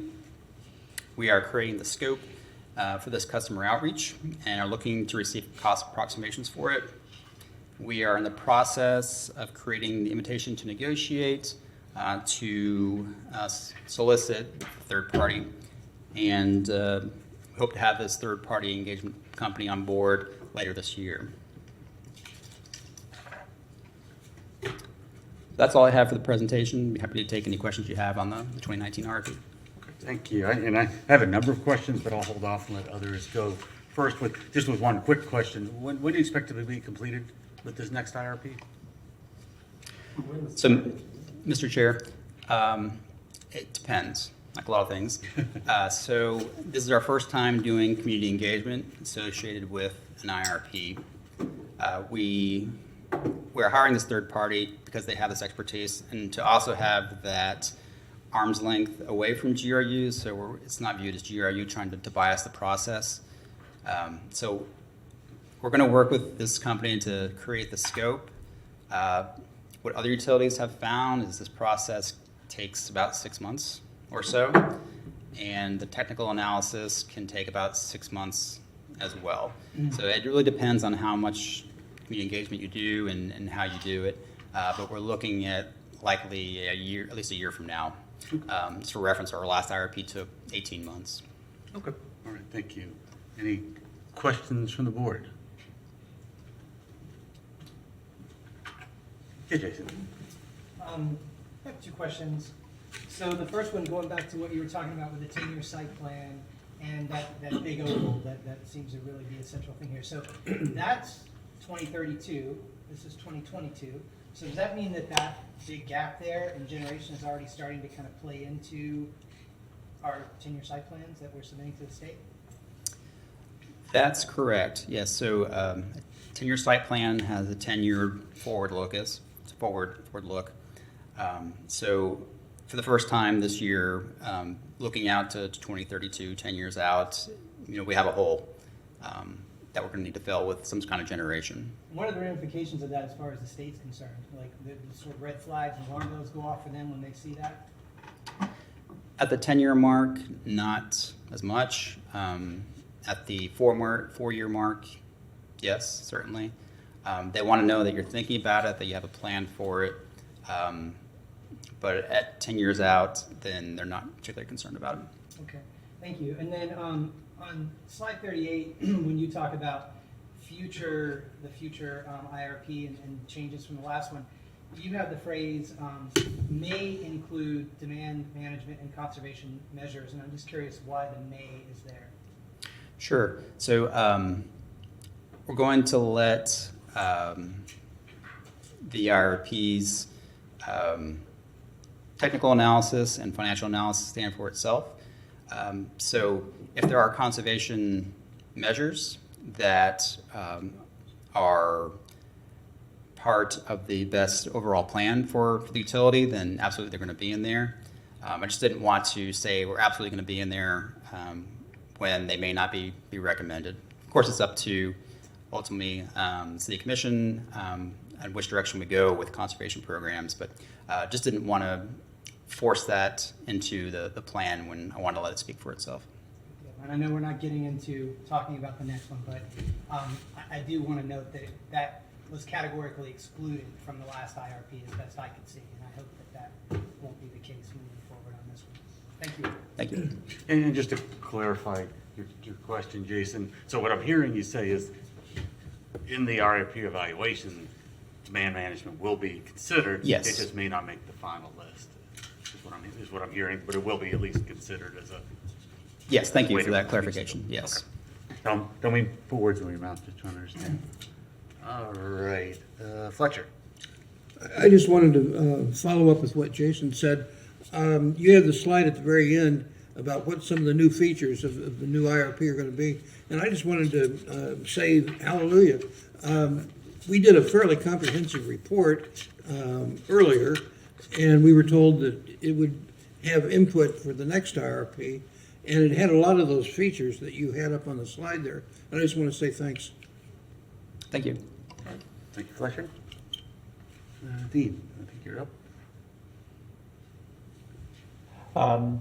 I know this probably been brought up before or something, but I just don't know information on wind-generated electricity. And I was thinking that maybe it could be a portion of the electricity generation versus the, solar. And I was just wondering, has any discussion been given to that? I know there, from my last place where I lived, they had wind speed problems and all that stuff, and I was just wondering what your thoughts were on that. Sure. So my aunt and uncle live on a farm in Illinois. They grow soybeans and corn and raise cattle. But as of recently, they've actually started making more money leasing their land to wind farms. And as you drive across where they live, you see wind farms everywhere. But you don't see that as much in Florida. So in where they live and in other parts of the country, the wind is much more predictable and much more consistent. In Florida, unfortunately, we don't have that advantage. So you don't see it nearly as much in Florida. There could be opportunities down the line for what they call wind by wire. So essentially, you're taking wind that is generated west of here, perhaps in the Texas market, that is brought over transmission. But as of right now, the transmission losses are just too great to make that much of a option for Florida. Okay, thank you. Thank you. John. Thank you. It was a great presentation, all the way down to the duck curve.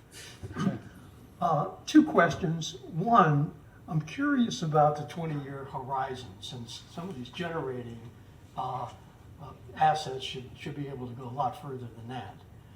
And the second question would be is how close does your model come, what do you call it, to the NREL and EIE models for levelized cost of generation? Sure. So the second question, for the different costs that we have loaded into the model, some of those we rely heavily on the Energy Authority, which did the last IRP for us. We rely pretty heavily on them to help us source those costs. Some of them they get from proprietary sources that they subscribe to. Others come from their members. But we try to look for a wide range of costs for each particular unit so that we're not locked into one particular cost that we may see. And I'm sorry, what was your first question? So, that was the 20-year horizon, right? Oh, yes, thank you. The second one was how close did the model come perhaps to the levelized cost of energy as published by the EIA? And Sure. Yeah, for the 20-year horizon, there's nothing magic about 20 years or 25 years. Of course, as you know, as you go out in time, your error bands go up and up and up. So there's nothing magic about 20 or 25 years. But last time around, we didn't get us through 2045. It stopped right at 2039. And that was prior to when the Deerhaven Renewable Unit is scheduled to retire. So this next time around, we want to go through at least 25 years so we can have that retirement on there, and we can show everyone that by 2045 everything is in there. For the EIA models, there's no one predetermined way to do the integrated resource plan. TEA uses a Plexus modeling software, which is pretty standard across the industry, and it's specialized for this type of portfolio analysis. But I know that we look heavily at we look at EIA for their natural gas forecasts. We look at them for what other plants are spending to build and maintain their plants. So it is a component that feeds in, but it's not particularly drilled into just EIA. Thank you. Thank you. Nice presentation. Thank you. Thank you, Mr. Chair. Thank you. All right, I guess I'll go ahead and hit my list. So my understanding is that this IRP was based on current technology, current pricing. It was at the time. It was based on Right. So of course we started it in 2018 and didn't finish until 2019. Okay. And just looking at the natural gas markets, I mean, things change from yesterday to today, and Sure. it's certainly a lot different today than it will be tomorrow. And that'll be a real challenge, to be honest, going forward with the next IRP is how do you pick your gas forecasts? I mean, of course, you look at all the different forecasting methodologies and all the different forecasting sources, but they're all wrong. So, yeah, that's going to be a challenge. So, and I guess where it's going with that question, so we heard numerous times that, okay, for the price of solar, the price of batteries, price of natural gas was based on the pricing at that time, rather than doing any kind of forecasting of how things were likely to change in the future. Is that a requirement of the IRP? Is that correct? And then is that a requirement of the IRP to take that approach? Well, not. The way we approached it is there would be decreases in costs for some technologies. So for combined cycle units, probably not. It'll probably, fall along with CPIs, right? With inflation. For battery storage and for probably for solar as well, those costs will likely decline over time. So we did have degradation in pricing over time built into the model. Oh, okay. Okay, that wasn't for some options. Okay. All right. So I have to say, on your duck curve, from what I could gather quickly, that curve was using an example of 60% of the capacity being covered by solar. Right. Which is a pet peeve of mine, being in the solar industry. The utilities will throw the very large, look at this horrible duck curve kind of thing. What kind of numbers do you guys come up with that the current technology of our generation could handle solar without disrupting? Well, we did a nice study. So we're more concerned with the ACE ramifications right now than we are with actually getting to that point where we're having to do that. And that'll be the case for quite a while. So I think that's one of the questions that the IRP will help to answer, is what point do you get in trouble? I mean, the last IRP said 700 megawatts of coming online, and our system load is 400 megawatts. So that would be a problem. That's a pretty extreme example. But I don't know if in the last IRP you came up with a 35%. What kind of percentage of our capacity could we currently handle with solar? Well, the last IRP said that as long as you have the generation to back it up, I mean, we can bring in, and you have a place to put it, right? So when you're over generating, can you put into batteries? Right. And once those batteries are exhausted or fully charged and can't take any more, do you have a market where you can dump it? The challenge will be that a lot of other utilities are headed the same direction, right? So everyone's going to have a whole bunch of solar, and everyone's going to be trying to push out solar when they don't need it, and it'll be a challenge. Yep. And I know this is for the future, but I'm hoping that we can use electric vehicles to help as a potential load. Hope so too. So on rice, just how's the efficiency of rice compared to combined natural gas, and how does the cost compare? Sure. So again, it depends. So our Kelly combined cycle units, I don't want to say it too wrong, maybe 8,500 heat rate, 82? Okay, 82 to 8,500 heat rate. Rice is within that same range. But if you were to go look at FPL and their 1,000 megawatt, 1,500 megawatt units, those are down in the 6,000 range. So it depends on how old is your unit and how big is your unit. So how about in cost? As we were talking about building new generation, how does rice compare to building new combined cycle natural gas? So for combined cycle, it's pretty close. Combined cycles, you have 2 turbines instead of 1 turbine. So that, I would say rice is a little more costly than simple cycle and just a gas turbine, a little less expensive than combined cycle, its efficiency it's better than simple cycle, but perhaps not as good as combined cycle in some applications. So it's kind of a weighing of first cost versus operating costs. Okay, all right, thank you, appreciate that. Anyone else, any more questions come up? Fletcher, sorry. What is a flow battery? That's a new one on me. Yes, so flow batteries use an electrolyte. So there's different types of flow batteries. Vanadium is one, iron is one. So with these types of batteries, theoretically, you can have very large storage tanks, and you can have a lot of megawatt hours of storage, a lot of time of storage.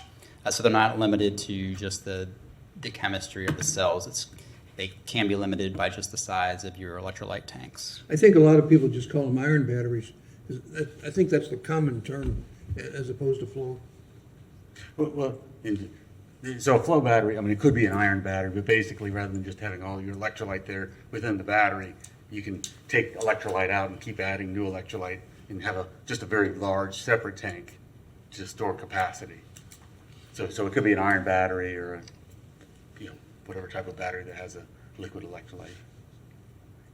Always seemed very exciting, but we're still waiting for it to. Right, yeah, there's some demonstration projects out there, but we just haven't seen it quite the scale yet to have utilities jump in feet first. All right, anyone else? Questions, comments from the public? All right, thank you for your presentation. Thank you.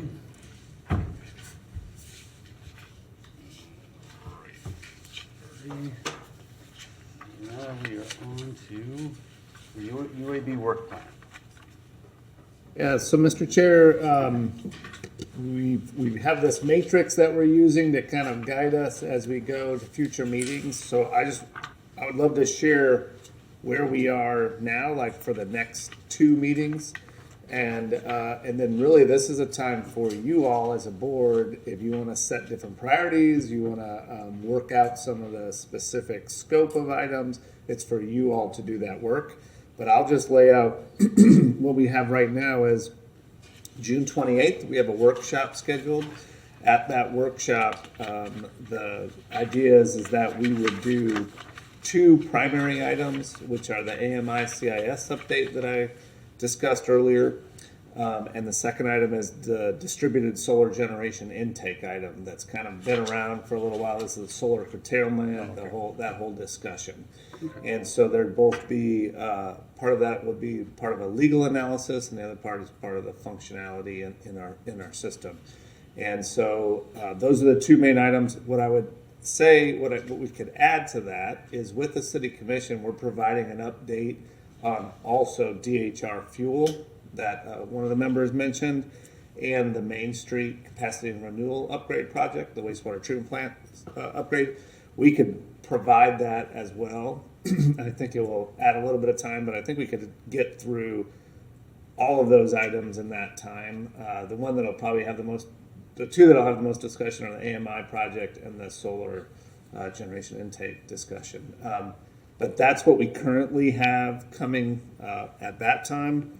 Then the only other one that we really have as a real date in the future established is the natural gas rebates. It's been a discussion that has happened a couple of times, but that kind of need to land that plane a little bit and take a recommendation to the City Commission. And so for the July meeting, that's the item that currently we have slated for that, and any other items that you may want to bring. We really look to your guidance, looking at your work plan and letting you all think through what the highest priorities are. Okay, thank you for that. I know we'd asked for GRU to do an analysis on the cost or the value of shifting demand away from peak times to non-peak times. Is that how it relates to electric vehicles? Do we have any update on that, or when we might get some numbers? So I don't know if that, I'm not sure that's on our work plan here. That was one of those informational requests that we voted on a couple of meetings ago. Okay, so I apologize. I did not have that on here. So, Say that again, so we'll make sure that we capture that. Robin, can you take? I'm trying. I don't. I made the request, and we voted to do it, but it was basically, it was trying to understand what's the value to GRU if we can get people with electric vehicles to not charge at 5 at peak times, but to charge at some other time. Basically move people from a peak time of use to a not, just to understand is there potential for a win-win. So the question was, if we suddenly had a new demand at 5 p.m. versus a demand at whatever, 1 a.m. Okay, so let me take that. I kind of want to talk to our folks of what the lift will be on that. How much time and effort that is, and if possible, if it's not a heavy lift, we can plan on bringing that back to that July meeting. If it's going to be a little more effort, we can talk about potentially pushing it. And for that question, doesn't need a terribly high degree of accuracy. We don't need it down to the fraction of a cent. But just to give, like in FP&L territory, I think the number goes from 7 cents at off-peak to like 24 cents at peak or something. I mean, it's a huge difference, shocking range. So I was interested to see what GRU's take on that was. That'd take a change in the tariff and/or metering too, right? Right, with AMI, there may be, I'm trying to find, is there a real win-win, especially as we see electric vehicles come on. I think there's some opportunity to make, as we were talking, potential sources for extra demand side power and demand side management, and some good things to come from there. So for the UAB, are there any things we want added to the list? Anything we want to reprioritize? That's some lights, Mr. Chair. Okay, Yeah. thank you. Thank you. Just so, Tony, when you do and this is a personal recommendation from this member, when you get ready for that electric vehicle, like Barry said, we just need an estimate. It doesn't have to be accurate, that's what he said. So for that, I don't think we should put that on the agenda for a UAB meeting. I think that should be a workshop item, and you can bring that back to those that are interested in electric vehicles, and they can share that broadly with everybody else. But for it to not be priority and not need any accurate dead-on information, I don't think it's something that we need to put on a meeting. What I would like to see is when we discuss the natural gas rebates, we really hone on those conservation rebates and unpack those. So if we don't have a clear understanding, if we don't have anything in place that can get some kind of pressure off of the customers or get some kind of rebates back to the customers. If we can look at all, because I heard a presentation where we're making a little bit of million here from the TEA and other places. So what is our projection for ever getting any rebates back to the customers if we ever get there? I know we have to get stable and we have to undo a whole few years, and that just, this is a side note, that 2019, as someone who sat through that process, that was a grueling presentation. Well done, no strike against you, but like you said, we went through that for a whole year. And so that to me should have been another workshop item for those who were not familiar and be a better use of staff time and those who have already been through that process.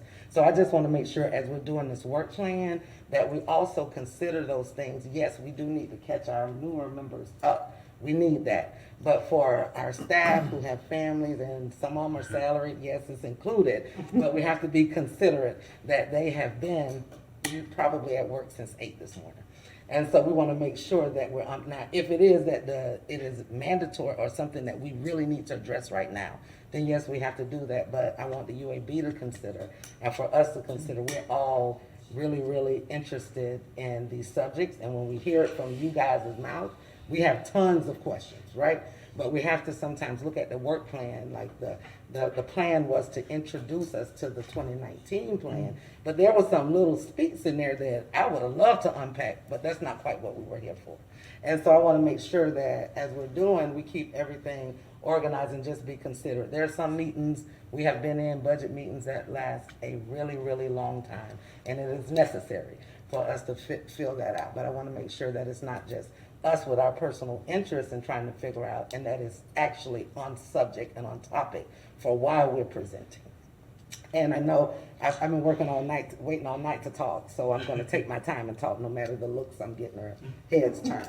So y'all can just relax yourself, because we've been here since 6:30 and now it's my turn.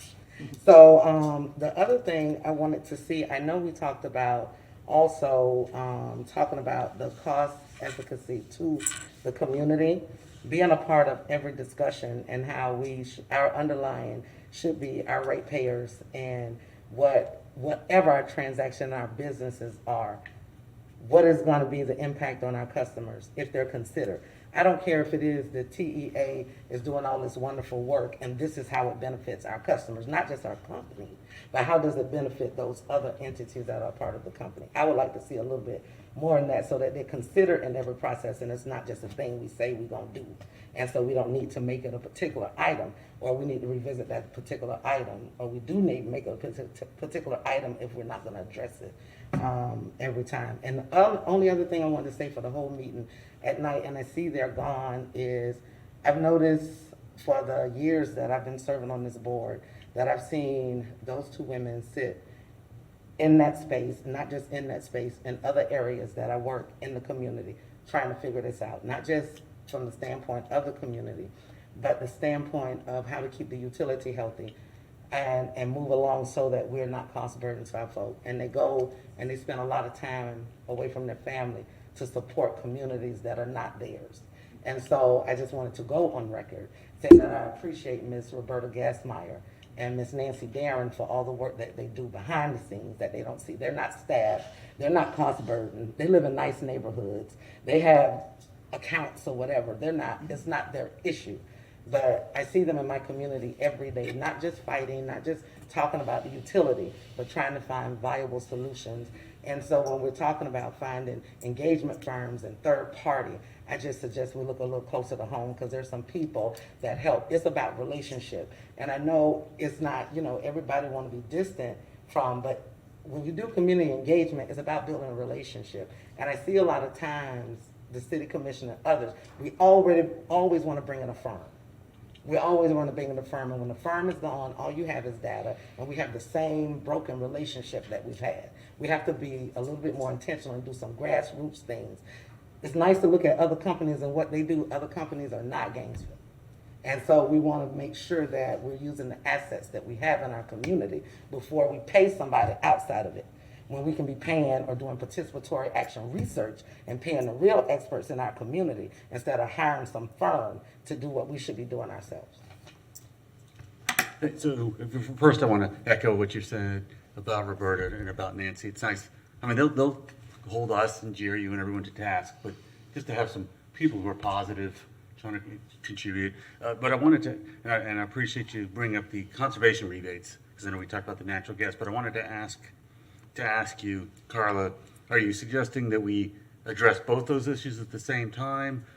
I know he was saying that we could add another item. I was saying if we can have another item for that and we're discussing rebates, maybe we put them in those two categories and we discuss them as a whole. That's all I was suggesting. Okay, no, I'm just asking clarification. Also, on the conservation rebates, because I appreciate you bringing it up, because I was thinking the same thing, because when the city commission came, it wasn't just, let's talk about natural gas rebates. It was, let's look at the rebate suite for ask the UAB to do that. So I feel that they don't ask us a lot of times for stuff, so I want to make sure we're doing that.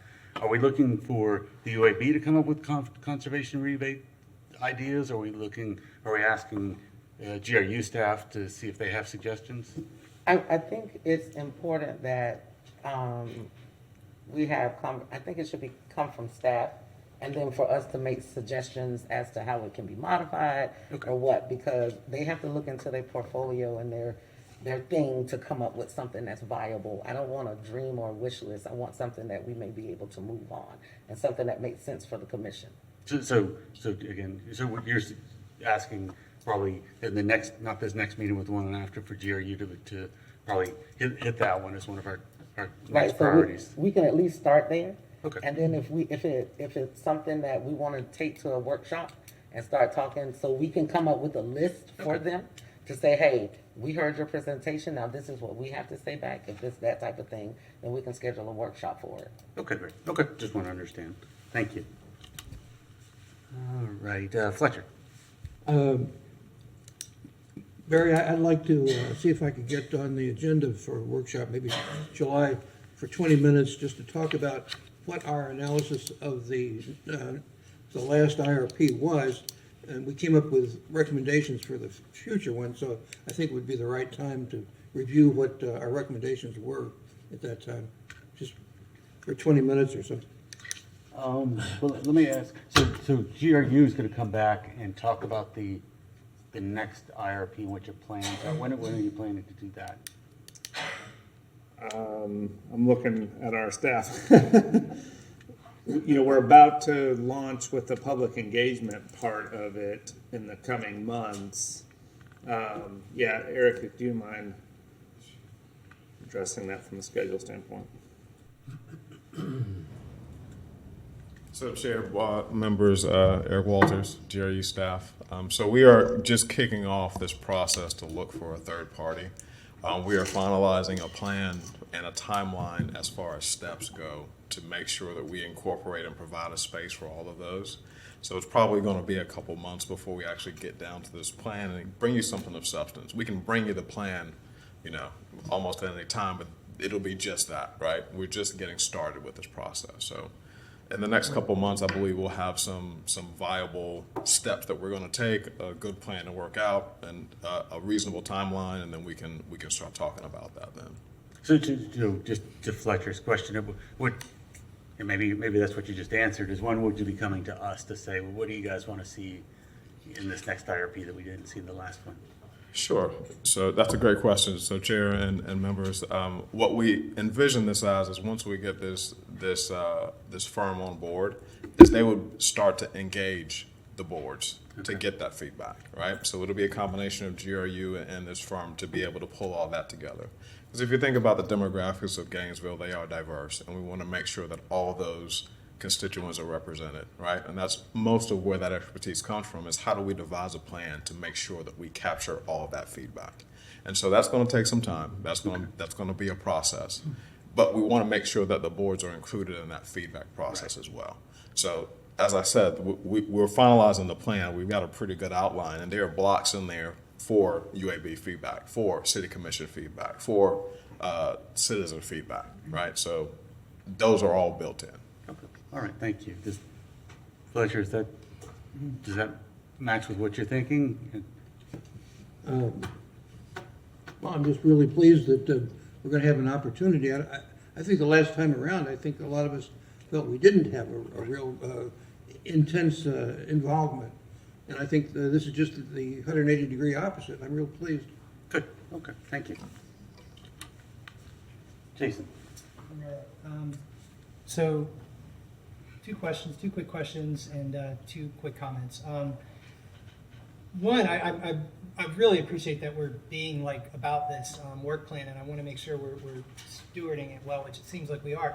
And so the very first item on the work plan is about this schedule for the joint meeting with the city commission about our role, if any, on general manager candidate stuff. And I thought I heard rumors that there had maybe already been some discussion or changes happening with that. So this might be something that doesn't need to be on the main agenda, but. So, Mr. Chair, I can give you all a little bit of update of discussions that the City Commission has had. I'll do that in a second. What I would say, like an item like this, I don't think there's anything we need to do at one of your all's meetings. This, probably the easiest way to handle this in your all's role is for the chair to contact the mayor and say, this is what we as a board were inquiring about, and then kind of go from there. So that's what I would recommend. But just as an update, the City Commission has, back in February, they considered, hey, what do we want to do with interim general manager, city attorney, and equity and inclusion charter officers. And what they had said back in February was, well, let's start a process in the fall as we're bringing on new city commissioners, because three to four city commissioners are going to turn over in the fall and start in January. And so they said, let's start a process so that they can be engaged along with existing commissioners at the same time. Over the last month, there was discussion about maybe pulling back from that and just appointing us, all of the charter interim charter officers into the roles permanently. but then they decided not to, and they kind of went back to the old plan. The only thing they accelerated was the equity and inclusion charter officer. He's been in the role as interim the longest, and so they talked about in July they're going to talk about moving forward with that role, but waiting until the fall for the rest of them, including the general manager. So that's where that stands right now. And again, I think in terms of your all's involvement, probably having the chair talk to the mayor is the best path forward. And I'll share one more thing. I know on the last city manager, or some of the city manager processes, there's some kind of public meetings, public times when you can interact with the candidates and talk with them, and there's little hors d'oeuvres and you get a little chat around. It's not a formal role in the process, but you do have an opportunity to meet and talk and things like that. So there are opportunities to do that. If you want a more formal involvement, I think that's going to need to talk with the mayor. Thank you. Yeah, thanks for clarifying that. Did you want to? Well, on that subject, I'm not sure that we were 100% unanimous. So before I go to the mayor, I wanted to just do a quick straw poll. Is that something, do we want to request to have involvement in talking with the candidates? Not I. I think it's a dangerous precedent to set. I think we should let them hire if we want to make a because we can all make recommendations. Sure. Mine is going to be different because if they're not community focused and they're not this and they're not that, then mine is going to make a difference. If we're going to ask for our input, we have to have unanimous input, and that's going to be very difficult to get from. Well, we're not that diverse, but I'm sorry, we're just not. And so it's just going to be hard to kind of capture that. I don't. If it's not going to be a unanimous, we all decide, then I don't think we should have an involvement, and it's not going to be unanimous because I don't want no part of it. Okay. Fair enough. And my personal opinion. That's just my thought. Yeah. I don't think that it needs to be unanimous. I mean, I guess my opinion it would be to do it. This is the one person that is is a GRU employee, head of GRU, Right. And so we're just making recommendations. So I mean, I would want your opinion to say that when they're looking at candidates, to have your voice to say, using not that you have a total ownership diversity, but that we're all looking at the different parts of it. So well, I know, and I said this in the first time I made a protest. I know if you can pass this by the mayor and commission that they want our input, then we'll give our input, and mine to be unanimous because they're not going to want our input. So you go ahead, and then as long as y'all agree with me on my candidate, then we're fine. But if you can pass it by the commission to say we're going to allow 8 citizens to decide who we hire for this time, because what's going to happen is this group is going to say, well, we want to input on the city manager, and this group is going to say, well, we should choose the chief of police because we're affected by this, and then this group is going to say, well, we should choose the inclusion office because we all black, and so we definitely need somebody who can. It's just a dangerous precedent, and it's overreaching. It's not what we're here for. And just to be clear, so we obviously wouldn't choose. We're an advisory board. You understand what I said? I know you understand what I said. Okay, so you can discuss it as much as you want to. Okay. I'm against it, and you understand what I said, and I understand your stance. So there's no sense to hold up staff and keep going over that. Okay. I disagree. If you pass it by the mayor, then we open up for discussion. We give them our recommendation.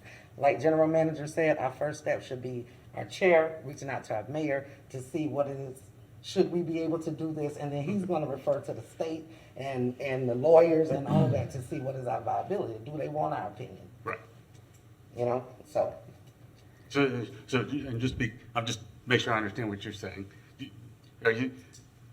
I'm not trying to be difficult, honestly. I may be a little slow. I'll help you understand what I'm saying. Go ahead, Barry. No. So are you suggesting that I don't talk to the mayor? No. Okay. I said it 4 different times. Let me say it again so you can understand. Okay. You, our chair, needs to reach out to our mayor. Okay. And he's going to talk with his constituents. Okay. And if you can pull it, so I can make myself my microphone on. If you can get them to approve wanting our input, then we're going to give our input. Okay. I still feel like that input should be unanimous, so I want to make sure you all agree with my candidate. All right. Okay. Thanks. I'm not trying to be difficult. Honestly, I'm just trying to make sure I understand. And I'm trying to make sure you understand. Thank you. Sometimes you have to repeat it a few times. Absolutely. All right. Thank you, Carmen. All right. I meant that to be a short question, sorry. My other short question, one of our agenda items is about the environmental justice considerations in terms of siting. And we had talked at a meeting or two ago about reaching out to the group that was going to do a presentation for us. And I'm just wondering if that has happened at all? I'll turn to Robin on that. No, did you all vote and decide that? I believe so. Sorry, guys. It was pretty strongly said. Yeah. Voted on. So, It wasn't voted on? No. Oh, okay. I'm pretty sure that because we talked about putting it on the work Yeah, plan yeah, but- first, and then I checked in on it again to specifically say, can we get the ball rolling with reaching out to these folks? And I thought again, It was well established, Okay. but I don't think we voted on it. okay, well, Is it in our minutes? I guess. I apologize. I can go back through the minutes and look, and then I will follow up with you all accordingly. Thank you, I'll do Ms. that Robin. tomorrow. All right, thank you. those are my two quick questions and just two quick comments. I want to second what Carla was saying about community engagement. I appreciate that you all are going to go this route of talking to this firm and things like that, but in this community, some of the best public forums that I've seen put on topics of energy, food, those sorts of things have been put on by the NAACP Environmental Justice Committee. They put on some really fantastic, well-attended forums in this community. So if there is any way that as part of this process, we can provide some resources to them, partner with them in some way, I think that it would make it so much richer of a process than if we have an outside firm come in that we're throwing a lot of money at and they don't know anybody in this community. So I want to second that. And then also just on the conservation discussion, the conservation rebates discussion, which to me is very much separate from the natural gas conversation. I understand like the way this is being phrased is around coming up with rebates. And I just want to say, I think it's a much bigger picture conversation that we need to be having at the outset. We need to be talking about what is the framework for GRU's conservation programs? What are our overarching goals? What are our metrics for success? Those sorts of things. So before we get into the minutia of this rebate or that rebate, I hope that we sort of will step back and have a bigger picture conversation that will encompass that, because that will get us to the rebates that are actually useful and productive in this community. So thank you. Well, let me ask you on that question. Are you suggesting that GRU define the constraints or that the UAB define the constraints? Well, I just think we need to have a conversation about the constraints, and we should definitely be part of that conversation. Okay. Rather than launching directly into like individual rebates. Right. And just, as an example, again, I reference the ACEEE a lot, American Council for Energy Efficient Economy, and they publish an annual report that rates communities all over the country on their energy efficiency goals. And they have a lot of metrics that they use. They have a really well-established process. So even just starting with like that sort of a level conversation so that we can really define who are we trying to affect with these rebates? What are the outcomes that we want? That sort of thing to me would be a really productive way to go into that conversation. And I appreciate that thought and agree with it wholeheartedly. That's a great suggestion. I just want to, again, for clarity, to say, what are we asking GRU? You guys come off, but what I'm hearing you say is no. Maybe in our next workshop we can have a discussion on what we're trying to achieve with the rebates. Is that? Yeah, and I'm not even saying like staff, we need you to present. Like for instance, I would be more than happy to give a brief presentation on the ACEEE, annual report or whatever. I mean, I want to do my part on this too. I'm not trying to put all this on staff, but I think we need to have that bigger picture conversation. Okay, thank you. Tim. Thank you, Mr. Chair. I'm just gonna kind of piggyback on Carla's comments and respond to the direction the board's been taking for a long time. And the general manager asked what our priorities are. I got to tell you, my priority is getting through these meetings as efficiently as possible and making recommendations to the city commission. That's what I thought I was signing up for. Staff comes and tells us what they are planning on doing, and then I tell the city commission, hey, I think that's a good idea, or no, maybe we should try a different direction, maybe toss out a few opinions in the process. I am absolutely not here to micromanage the daily workings of GRU and tell GRU staff how to do their job.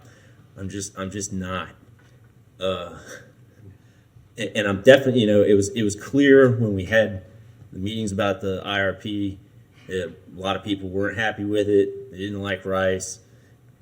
I'm not interested in having those there's no value in having those conversations again when there's a new IRP on the way, and we can have them then. So those are just kind of my thoughts. Like I think we've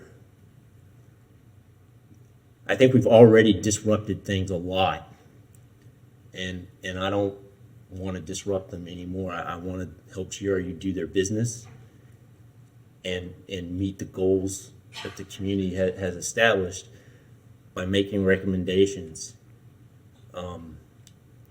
If I wanted to work at GRU, I would have applied at GRU. So those are just my thoughts.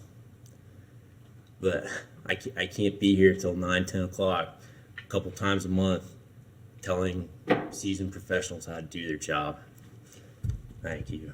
All right, thank you. That's excellent, mine. So I just wanted to end by, I guess, two things. One is, again, we're looking for what you all are looking for here and what those priorities are, and as a board, for you all to vote on that unanimously, or you vote on that so that we can kind of establish that going forward. So that's one. Second one is I want to address the public outreach portion of the IRP. Having a third party come in and help us doesn't mean staff isn't going to be engaged with the community, doesn't mean we're not going to engage in some of the groups mentioned by members. We are absolutely going to do that. I think what the third party allows us to do is have a framework so that we're efficiently collecting the information from the community. We're processing that in a proper way so that we don't just put on a bunch of workshops and then GRU goes off and does something and doesn't follow anything in the workshops. It's a way for us to gather information, process that information, and help with some of that engagement. But our staff will be very involved in that, and the idea is to continue to engage in those relationships with the community as we do that. We will have our government affairs and community relations person intimately involved in this process. Our communications area intimately involved in this process, as well as the idea of the third party. So I just wanted to bring in that third party isn't some cold, distant person that doesn't know anything about our culture, but they will engage with our staff as well as we go through the process. So, I just wanted to make just one comment. When you said that and you named all those wonderful people that are going to be at the table, and you're going to do an RFP for this third party, what you going to pay the community for coming to give their input? They're experts too. And see, that's my point when I say you don't need a third party, you need to build these relationships within your community. We extract wealth out of our community, and what happens with this, and I'm really grateful in my new role to be over a very large grant where they're not doing that. They're recognizing who our consultants really are, because what we've been doing historically in the city of Gainesville is we hire a third party. We give them $50,000, $100,000. They call our community. They get the information from the community. Type y'all up a nice little report, give y'all some recommendations. They go home with $100,000. They got a gas card for participating in some cold sandwiches. And so when we're having these round tables and we want the engagement, and then they come back and say, oh, they don't want to be engaged. Well, everybody getting paid except for us. So if you guys were not getting a check, would y'all be here trying to help us figure it out? No. So if y'all going to engage the community and want to do some robust community engagement, look at some participatory action research models so that everybody has skin in the game and everybody has a benefit for that planning process.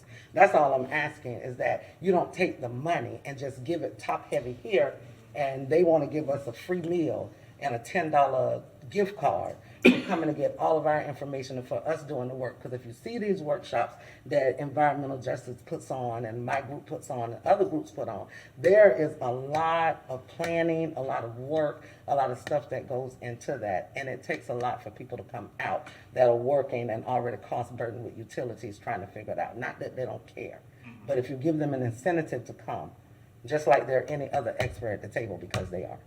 That was my point when I was talking about third party. I don't care who you get to come in, as long as everybody at the table getting paid and not just y'all. John, I think you had your light on. Tonight we heard a presentation on a plan. I was more interested, the process that was used to arrive at the plan. I was impressed with the plan itself, but I keep looking at, I'm not interested in telling the staff how to do their job. I am interested in understanding the processes they use to arrive at their plans, and their decisions, because that's more important than a particular plan. Okay. So for the new members, are the new members going through the orientation that we went through? I know with They will be. okay. Yes, I think I know that's I keep saying that, but I think that's a critical piece. yes. That is a very critical piece, and I think that's the frustration of some of us, because they're getting that orientation on the board while we were in meetings. And so at some point, and to his point, you should know exactly what their process is. We had an opportunity to go through a board orientation and visit every department and sit down with all the leaders, and you guys didn't have that. So we understand, but that needs to happen, and I think this can make these meetings go a little bit better. And that is being scheduled and happening, and I think even some of the members that, because of COVID, didn't get to go through that, we're also going to try to do that as well. Great. Come back and hit those, because I will say that those, I think that is the most efficient use of time, because you really get a full inside look at how the utility operates and who the staff is and things like that. So. Okay. I know some people who can't spell GRU. Mr. Chair, I just want to add, if this board was given clear, unmistakable direction from the city commission that they wanted us directing GRU, I would back down. But I don't know that I've heard that. They told us that, yeah, look into the rebates, but these boards are typically set up as advisory boards to give the city commission another piece of information to chew on in their decision-making process. So that's all I'm trying to say. I don't want this board to get too big for its britches. I feel like that's been happening for a while. I've tried to ride along, but that's just so you know. If you're going to talk to the mayor about telling GRU who to hire for their general manager, ask him at the same time to give us a clear message that they like the way we're handling this board, and I'll be fine with it. All right. Well, let me go. Just I hear your frustration. I guess I'm uncertain. Like in this case of talking to the mayor, my understanding was I was being asked to say, "Do you want our input?" Because I agree. Right. We're not here to run GRU. They're the experts. I guess I'm trying to understand. I hear your frustration. I'm not sure I understand it though. I just feel that this board over time has gravitated from an advisory board to an instructing board. I think people have lost their jobs over it because the commission may feel caught in the middle when ultimately they're the decision makers. They're the stockholders, whatever you want to call them. But they also have a political responsibility to the citizens of this community. And I'm, that's not to say that and I've said this before. I'm totally 100% on board with the goals that we've set, and I definitely think the community should be involved. I just think we've gotten kind of pushy. Maybe it's just me. I just know the work that I do. I don't enjoy when people tell me how to do my job. I'm cool with having conversations. That's what we're here for, is to have conversations and spitball ideas. And that's really what it boils down to. I feel like we've been maybe being a little too bossy. All right. Thank you. Okay. Anyone else before we move off of this topic? UAB work plan. All right, member comment? Hearing none. Citizen comment? Hearing none. It's all staff out there. Next, they're still citizens. That's true. Next meeting date, June 28th. Meeting adjourned.